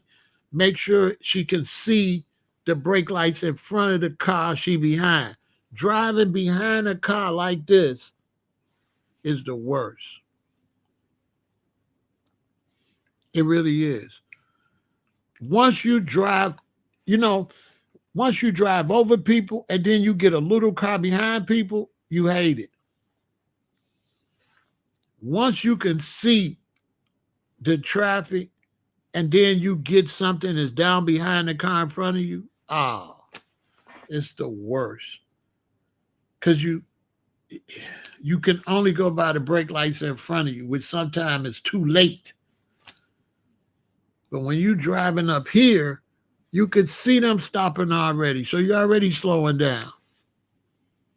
Because if the car in front of you is stupid and finna run into the back of the car in front of him and he ain't hit his brake lights, you behind him, it's going to be a two-car collision. You know what I'm saying? It's going to be like, crack, crack, crack. You know what I'm saying? So that's why I try to tell my daughter finna buy a car. I'm telling her, don't buy no low car. Buy the car that sits up a little bit so you could see, girl. Don't buy no car that's down behind the other damn car. It's the worst. That's the worst. Because you can't see what's going on. You would have changed lanes. This lane backed up. You don't even know it. That lane moving. If you're sitting up high, you already know. Let me get over now. You gone. The people that can't see, they still in that lane. It's an accident in that lane. You don't know. Now the traffic stopped. Now you got to try to find a time when everybody going, and you got to try to find a space to get over. You know what I mean? Yeah, that's what she gonna get. That's what she gonna get. She gonna get somewhere she can see. She young. She gonna get somewhere she can see. I'm not letting her buy no flat car. Flat cars is trash. Especially when you're in traffic. It's the worst. It's uncomfortable. It's the worst driving ever. When you just driving behind somebody and you can't see what's going on. I'll never buy nothing like that. Hell no. That shit is trash. I'll never buy nothing like that. That's a waste of money. In 2025, 2026, 2027, don't y'all buy nothing that can't make no money. Period. Especially when it's like cars. Even when you pick out your home. Make sure your home got some kind of way you could have some type of office or something. You're going to have to think independent mind. You ain't going to be able to keep thinking like no slave. Because these people might send your ass home. Especially under this Trump administration. You see what they did to Job Corps, closed it down, and all them people homeless? Young people from Job Corps don't know where they're going to go. They're going to be homeless. Go look it up. Especially now, they shutting stuff down. Especially right now. I always try to make sure you can be as independent as possible. Always have more irons in the fire, what your grandparents used to say. Always have your way to make you some money. Stop believing your job is heaven, that you just going to always have that job. That job will dump your ass. Start getting you some money while you're getting some money. It's easier to get money while you getting money than to get money while you broke. So if you got a job that's paying you some good money, you better take that money and get some more money and stop taking that money and just wasting it. So at least if they dump you, you've already figured out a way to keep surviving. Because they're going to be dumping hella people. Between the computer technology and the economy crashing, a lot of people that's working today ain't going to be working next year. In every field. Ain't no field finna be safe. Not teachers, not medical, not insurance. Nobody is safe. Not right now. Chicago, downtown Chicago, so empty. McDonald's closed. There ain't no money down there. Ain't no money moving around. Now, y'all don't got to listen. If a van is $27,000, that motherfucker going to be $17,000 in a few months. They're going to be begging you to come get something because they ain't going to be able to sell that shit because this economy under Trump, unless he know what he doing, it's two ways. If he know what he doing, but if he don't know what he doing, I can't 100% say he don't know what he doing. It look like he don't know what he doing. It do look like he a fraud. And the black people that vote for him, black people is losing under him. Black people ain't winning none. Under him, you losing jobs, you losing money, you losing under him. It is not, it's wrong. It was a wrong move. And they bringing in racists from South Africa, and he's pushing racism heavy, and your black ass voted for him. It ain't your fault. You probably didn't know he was going to do that. You didn't know he was going to do that. You didn't know he was going to shut all the black stuff down. Ain't going to be nothing black. He's shutting everything black down. He says unconstitutional for it to be black. For real. The worst vote you could ever make. I can't be mad at people because they didn't see it. I seen it. Because I knew what kind of person he was, but you can't be mad at people. They didn't know that. They didn't know he was what he is. You know what I'm saying?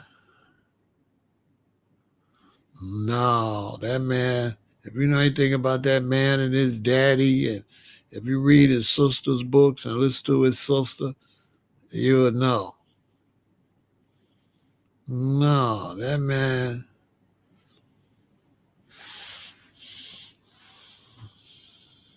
Elon Musk even found out. Look how he did Elon. Fired him. Get out. He going to be dissing Elon by next week. Watch. Watch what he said about Elon next week. Elon keep talking about his new bill is disastrous or something he said. Watch what Trump said about him. Elon eye all black now and he all fidgety and they putting out all his dirt. He messing with Trump. It's the worst thing he should ever did. I don't know. People ain't that smart. You know what I'm saying? I don't know what's wrong with people. Well, I do know they don't eat right. And they're not really that intelligent. People don't eat right. They don't do no research. They work off emotions, I guess. You know what I'm saying? Yeah, they disappear because they finna be out of work. Yeah, they finna be out of work. Yeah, they disappeared. They finna be out of work. You know what I'm saying? He not finna do nothing for them. You know what I'm saying? You know what I mean? He come from his movement started with the Tea Party. I don't know who he think them people is. I don't know who people think Trump supporters are. You know what I'm saying? Not only that, he doing them dirty. Yeah, he doing white America dirty as hell. He ain't loyal to them either. Them farmers and stuff losing everything they got. They mad as hell. Bad. He did. Bad. Listen.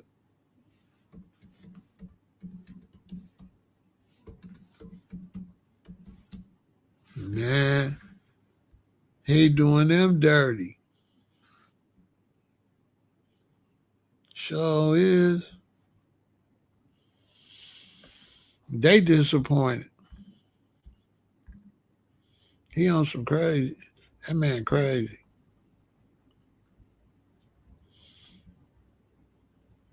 I don't pay him no whole lot of attention.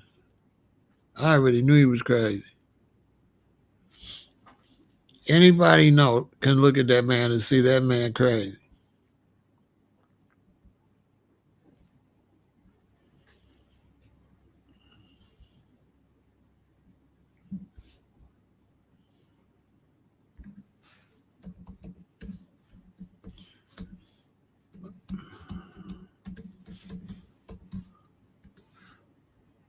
Anybody can see he crazy.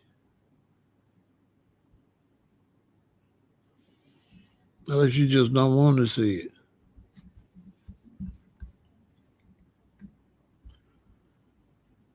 Even all the racism and stuff. This country can't make it with no racism. Racism, the worst thing can happen to this country. It is not going to help. Racism is not going to help black or white or Hispanic Americans. It's not going to help. It's just going to make stuff worse. It's not going to help. I don't know why anybody would think it would. It's going to be a disaster.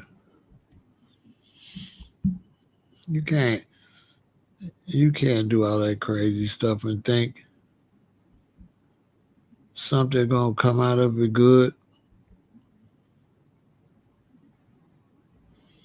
It's going to be all bad. You can't go back to you can't go back to that. Racism is whack. Okay, that's why I don't be doing all that anti-white stuff like that. I talk about the stuff they be doing crazy and what they be supporting as a race. But I'm not into the anti-white. I'm not into all that. All that stuff is nuts. All that stuff is nuts. When you live on a piece of land like this, you know what I'm saying? You always in danger of invaders. So while you sitting up talking some stupid stuff, it's people that want to take this country. They don't care nothing about what race nobody is over here. All they know is it's America and they want to take it. They're not looking at it like that with race. Americans need to get out of that. It's ridiculous. Like some race is a problem. Like, how is a race a problem? That's the most ridiculous thing ever. How being white is a problem, or being black is a problem, or being Hispanic is a problem. That's like a dumb philosophy right there. How you gonna survive like that? I could see back in the 30s and all that. 2025, they still doing that. That's why I don't get into it.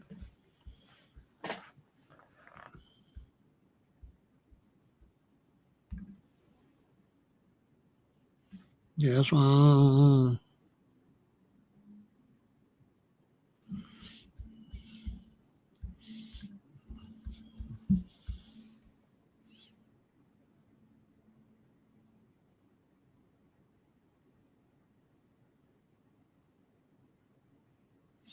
Yeah, I heard about the Google VO AI. I mean, Trump is just Trump, and he just doing whatever. And when the people ain't got themselves together, then you get what you get when you don't have yourself together. So it's not Trump; it's the American people. The American people is some goofies right now. They too divided, and you can't get nowhere like that. So they on divisiveness, and what divisiveness do? It ruin everything. You can't get nowhere. You're gonna go backwards. You can't be here and fight against each other and fight everybody else, because other places gonna take advantage of you fighting each other. See what I'm saying? So it's just not a good military strategy. White Americans, white Americans that's anti-black, they got a bad strategy. They slow, because you supposed to put money into the blacks and build the blacks up. If y'all all on the same landmass, you ain't competing. So you can't be in America and be competing. You're not competing. All the money benefit the country no matter who get it. So when white Americans try to make a beef right within the country against other American citizens, It's a lose. You understand? He just don't, you know what I'm saying? It's stupid.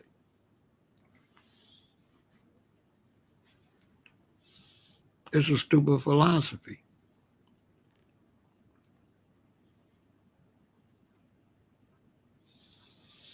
So racism is stupid when you're in the country. You destroy your own country with that. Because you can't fight. You can't fight within the country and everybody else at the same time. You're gonna lose. You can't fight against black Americans and have tariffs against other countries. Like you try to have too many fights and you're gonna lose. It ain't gonna work. You're gonna lose.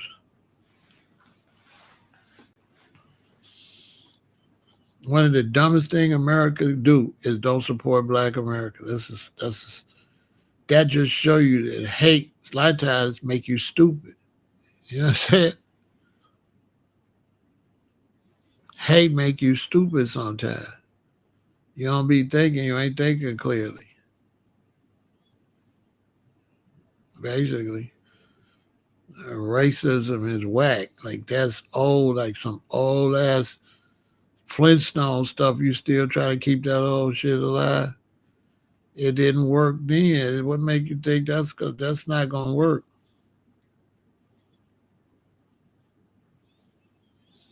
Crazy, slow,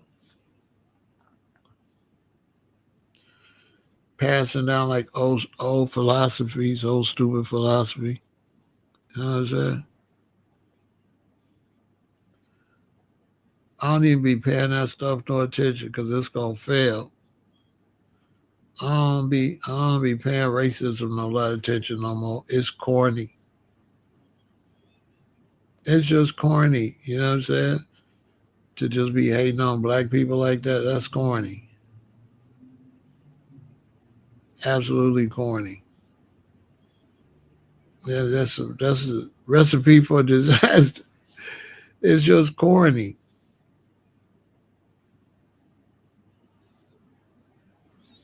Oh, that's gonna backfire. Then you get into it. You can't get into it with a third and a fourth party. You hate on the second party. You say you the first party. You hate on the second party. You get into it with the third or fourth party. The third or fourth party hit back. Now you want to try to make up with the second party that you should have been already locked in. So if you do go get in a war and stuff like that, but you've been hating on the black Americans that live there, how you gonna beef with somebody else? How you gonna beef with Russia? How you gonna beef with China and hate us? Unless you're just dumb, like that's stupid. So that's where hate and racism is corny. That's why black people you shouldn't be feeding into all that racial stuff. That stuff gonna mess your man up. Do not feed into racism like that and be letting that stuff affect your man. Trust me. When it comes to racism and stuff, we'll step up and we'll deal with it when you step up. We ain't dealing with no talking or nothing. We ain't dealing with all that. When you get ready to step up, we'll deal with it then. Other than that, don't talk to us. Make your racist move or shut up. Ain't nobody gonna be focusing on that like that. Them selling them wolf tickets. Selling racist wolf tickets. Because you crazy, because you stupid. Gonna shut the whole damn country down on something stupid.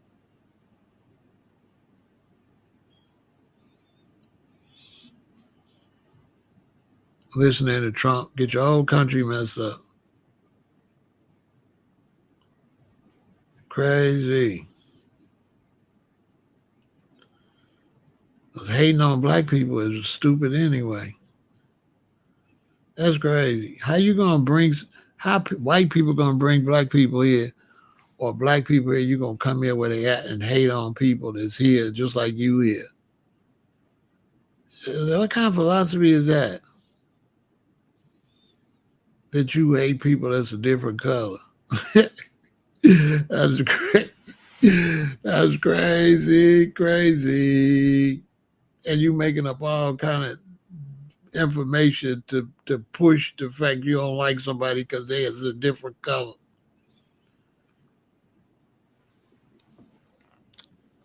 That's the dumbest shit ever. What's going on, New Glow? That's crazy. Me just don't like somebody because they white, and I just don't like them because they white. That's crazy as hell. Now I end up like not liking somebody I ain't even around like that. Or, just what? That's what I'm supposed to spend my mind on?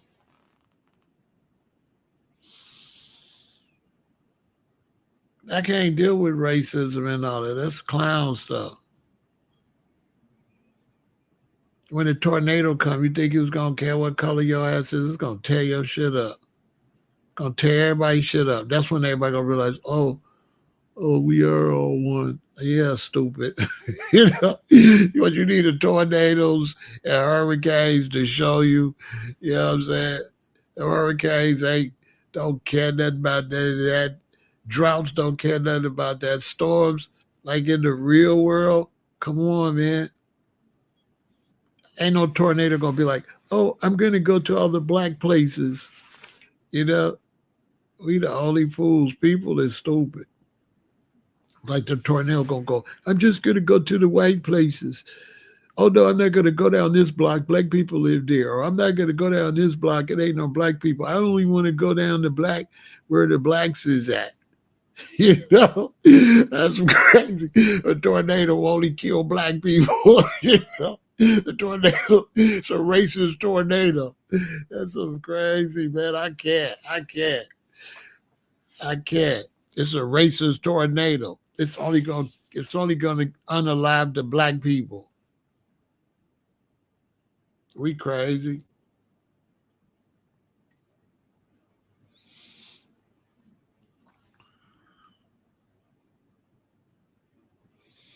Can you imagine just seeing somebody and don't like them because they race? That's a lot of work. I can't do it. It's too much work. That's why I don't do race hate. It's too hard because I'm a realist. So I just can't do it. It's too hard. It takes too much. I got to think too much to be a racist. I got to think too much. I can't watch the Bears because I got to cheer for the black ones. You know, I got to boo the white Bears. You know what I mean? Like seriously, like if the Bears, the Chicago Bears playing, if I'm a true racist, I got to only cheer for the black Bears. So I can't even cheer for the Bears. This is what a lot of racists is doing. They going to the games and cheering for the Bears, but there's black people on the Bears and they don't like black people. But they cheering for black people. That's a little crazy. How can I keep up with that?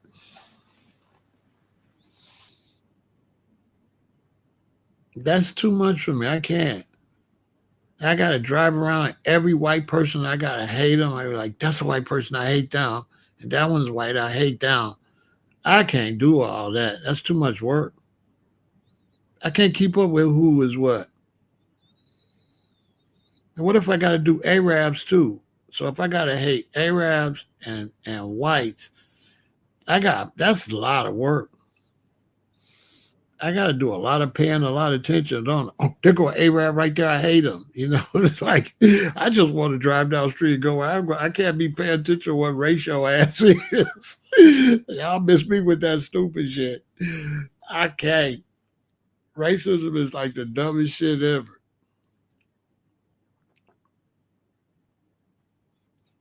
It really is. I'm just the realest alive. I can't ever do it. All them women I was meeting in Hawaii, I wasn't turning down nothing but my collar. I was not passing up no coochie because of no color. If you was thick and you was fine, hey. I knocked it back. I had my daughter ask me that. She said, Daddy, what you think about?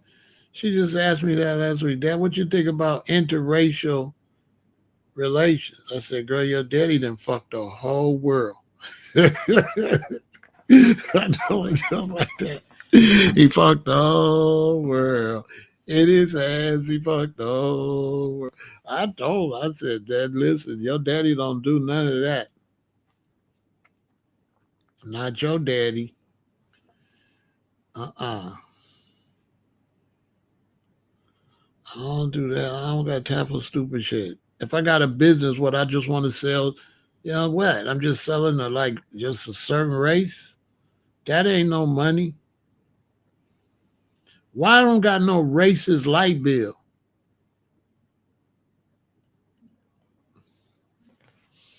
Why I don't got a different light bill because I'm black and different gas prices? Why ain't nothing else white and black? Why when I go to gas station just say the price? It don't got no white price or no black price. Nobody got that but stupid people.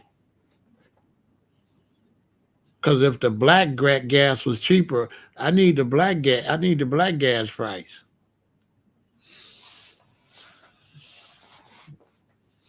So I don't know.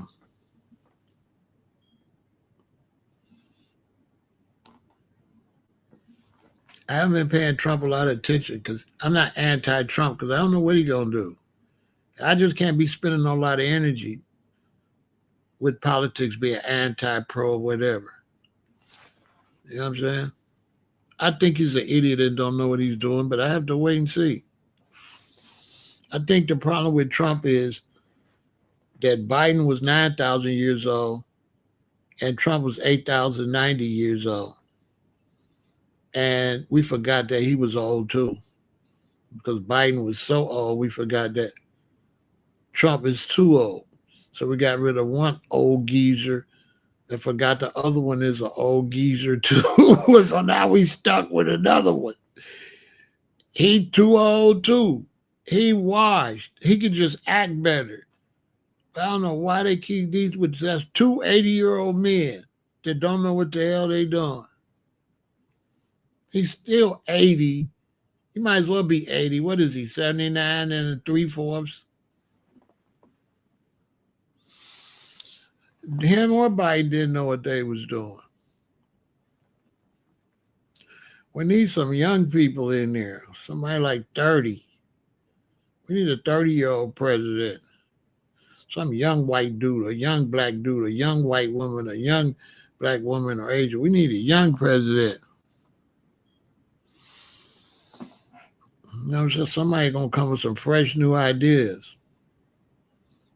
Stop letting these old people be in the government 5,000 years. You know, they let these people be in there 5,000 years just to make money. All they do is making money. They too old. We need some new concepts. This whole thing where you want to put a bunch of old people in there and get the fighting and then send young people to do the fighting. That's not fair. If they're young enough to fight, if they could fight young, they could be president young. No, you could just go get your arm blown off if you're young, but you can't be the president. But you can go fight for them. You know what I'm saying? I ain't anti-Trump. That's too much work. And I've been watching Trump. Trump is an actor. He like cameras action. 35 is the minimum age, which is crazy. It's crazy that you can't be the president if you could do the job. I wouldn't give a fuck if you was 29. Get the best president.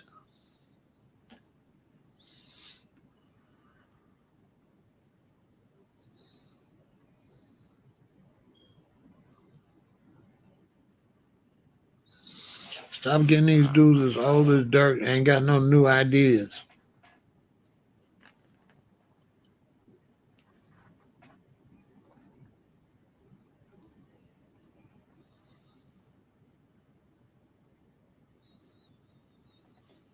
But I ain't anti-Trump or pro-Trump. I'm just trying to see what's gonna happen and have to make my adjustments.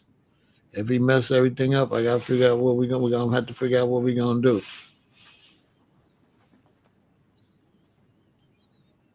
Who knows? He could turn around and make a move and make another move and it'd be great. We will have to wait and see. I can't judge him. I don't know what he gonna do. He look like he don't know what he doing, but he might. See what I'm saying? I like to be clear. He look like he don't know what he doing, but I can't say he absolutely don't know what he doing. What if it worked? You know what I'm saying? What if he do all this stuff we look up and it's raining money and everybody doing good? You just never know. You know what I'm saying?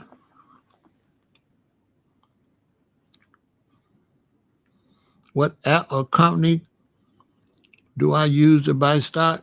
I use Robinhood, but I don't be wanting to buy a lot of stock because the stock market ain't doing nothing right now.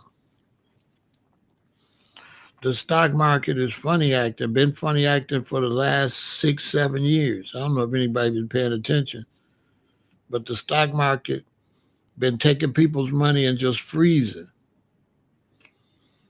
It's just been freezing. It ain't moving up or down or nothing. Anybody notice that?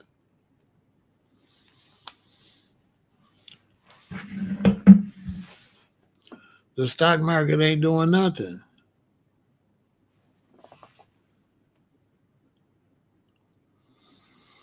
Yeah, if you get a van and set up a rental business, MD, I'm telling you, a van is the way to go, y'all. A van is the way to go. Have a van, have the ability to change it up for what you want to do, have the ability to have your little desk that locks up that you can lay it down and have your laptop because you might, you can do business. You know what I'm saying?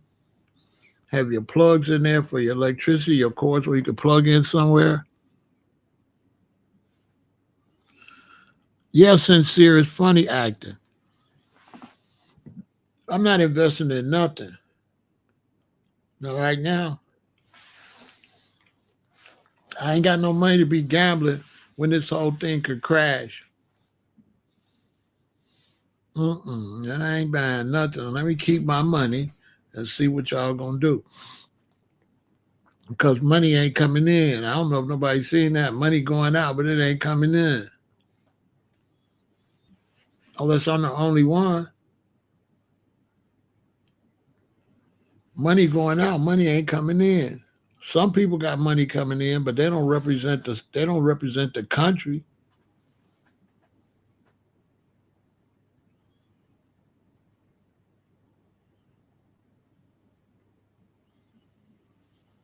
The country's hurting right now. It ain't no money moving like that. It almost looked like a collapse. Ain't no money. I don't know what nobody's saying, but it ain't. The money is shrinking up.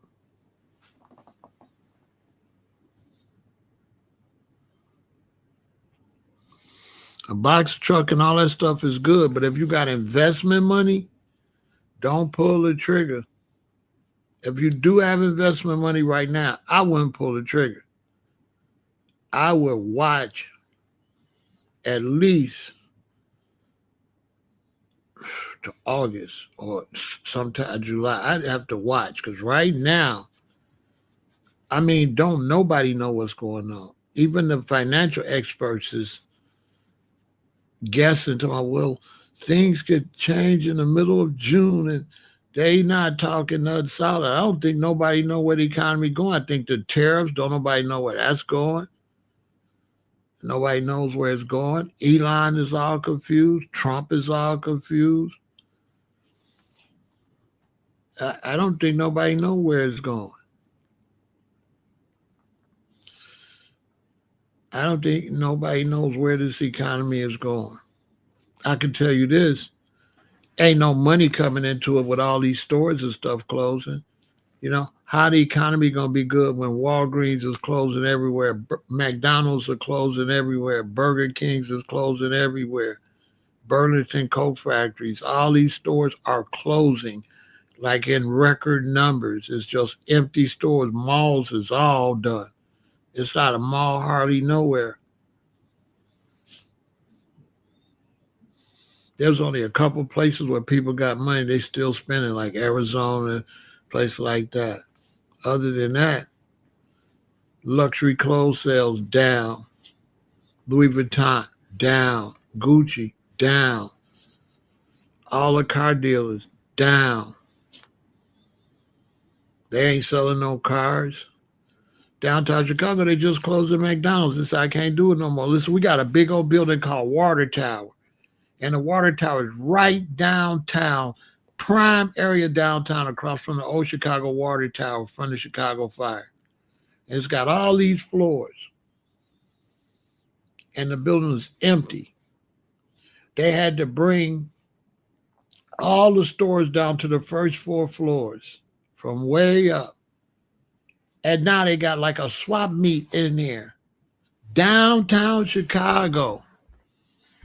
Hold on.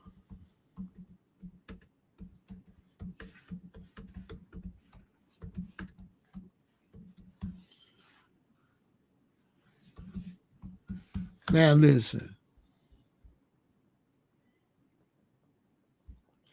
They had people in the Chicago Water Tower. Dave and Buster's talking about they gonna come. They had people in the Chicago Water Tower like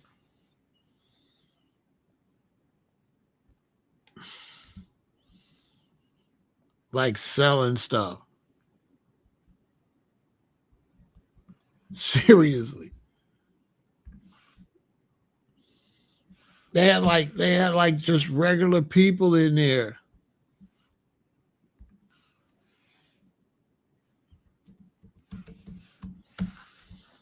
Selling stuff. In the water tower was the weirdest thing you ever seen.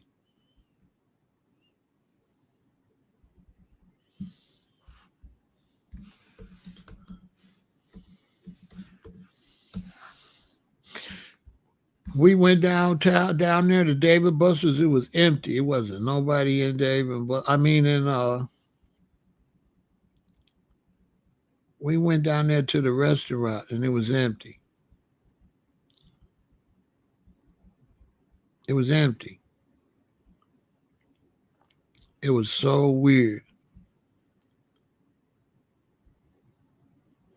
The restaurant was empty. Nobody was there.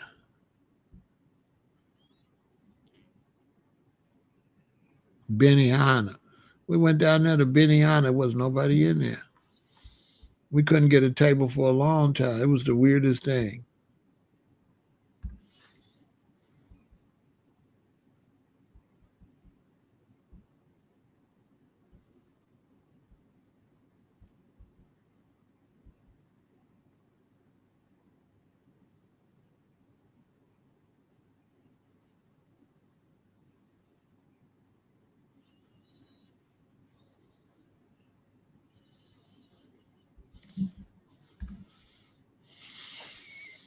Yeah, the city it's going crazy. It's bad.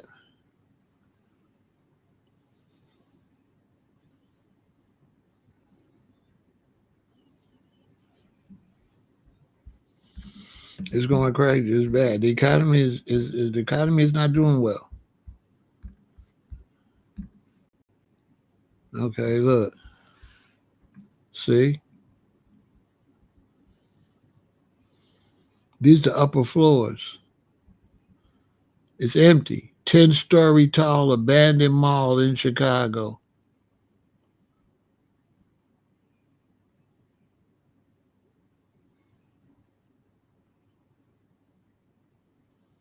They said it's Chicago place. This is no longer part of the mall. Okay, this Chicago place. Yeah, it's no longer part of the mall. It's empty. Let me see if I can find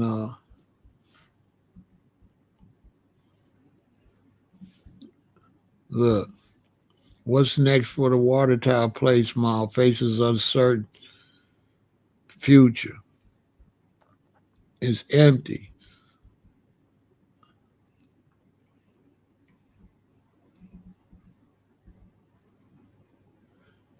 As major retailers like Sephora and Banana Republic exit the space early 2024, questions emerge about the future of Water Tower Place on the Magnificent Mile and what this drift means for urban retail overall.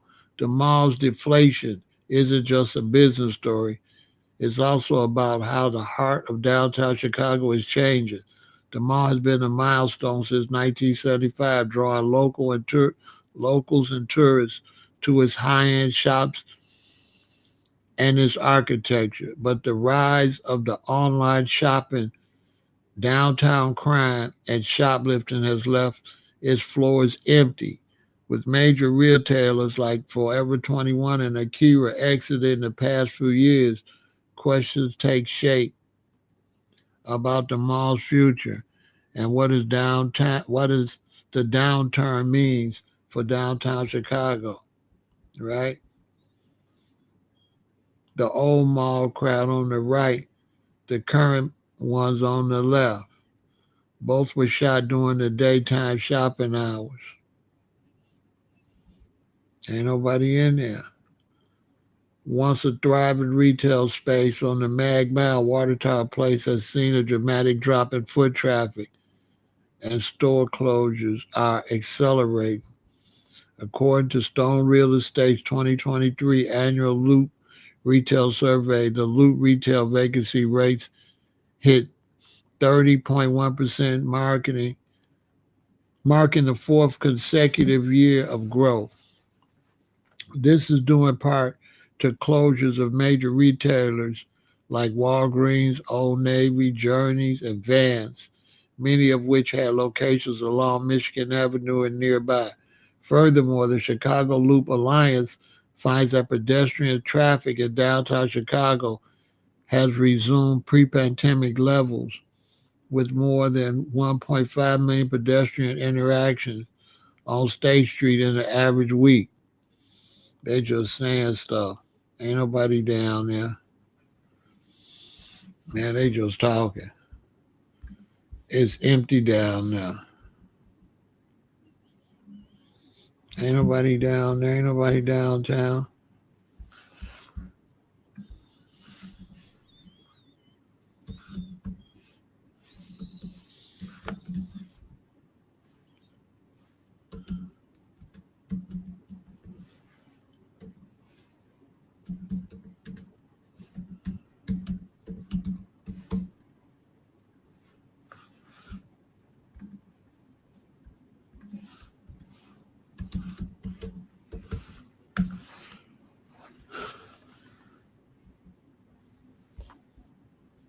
Ain't nobody down there on my soul. They don't want to tell everybody because they don't want to panic you. You know what I'm saying? But I'm going to keep it real. Look, McDonald's locations are disappearing in downtown Chicago, but new restaurants are giving it a shot, of course. People who work in the loop are often looking for a quick, affordable lunch. Some CBS News Chicago colleagues noticed there used to be lots of McDonald's locations in downtown Chicago, but one by one, most have disappeared. You know what I'm saying? Gone. Because the economy crashing. But now they ain't going to say that because they don't want to cause no panic. So they got to do their job and still make you think it's popping. But it's not popping. Okay? So look, that's all I'm going to talk about for that because I got something else I want to talk about. All right? So stay positive.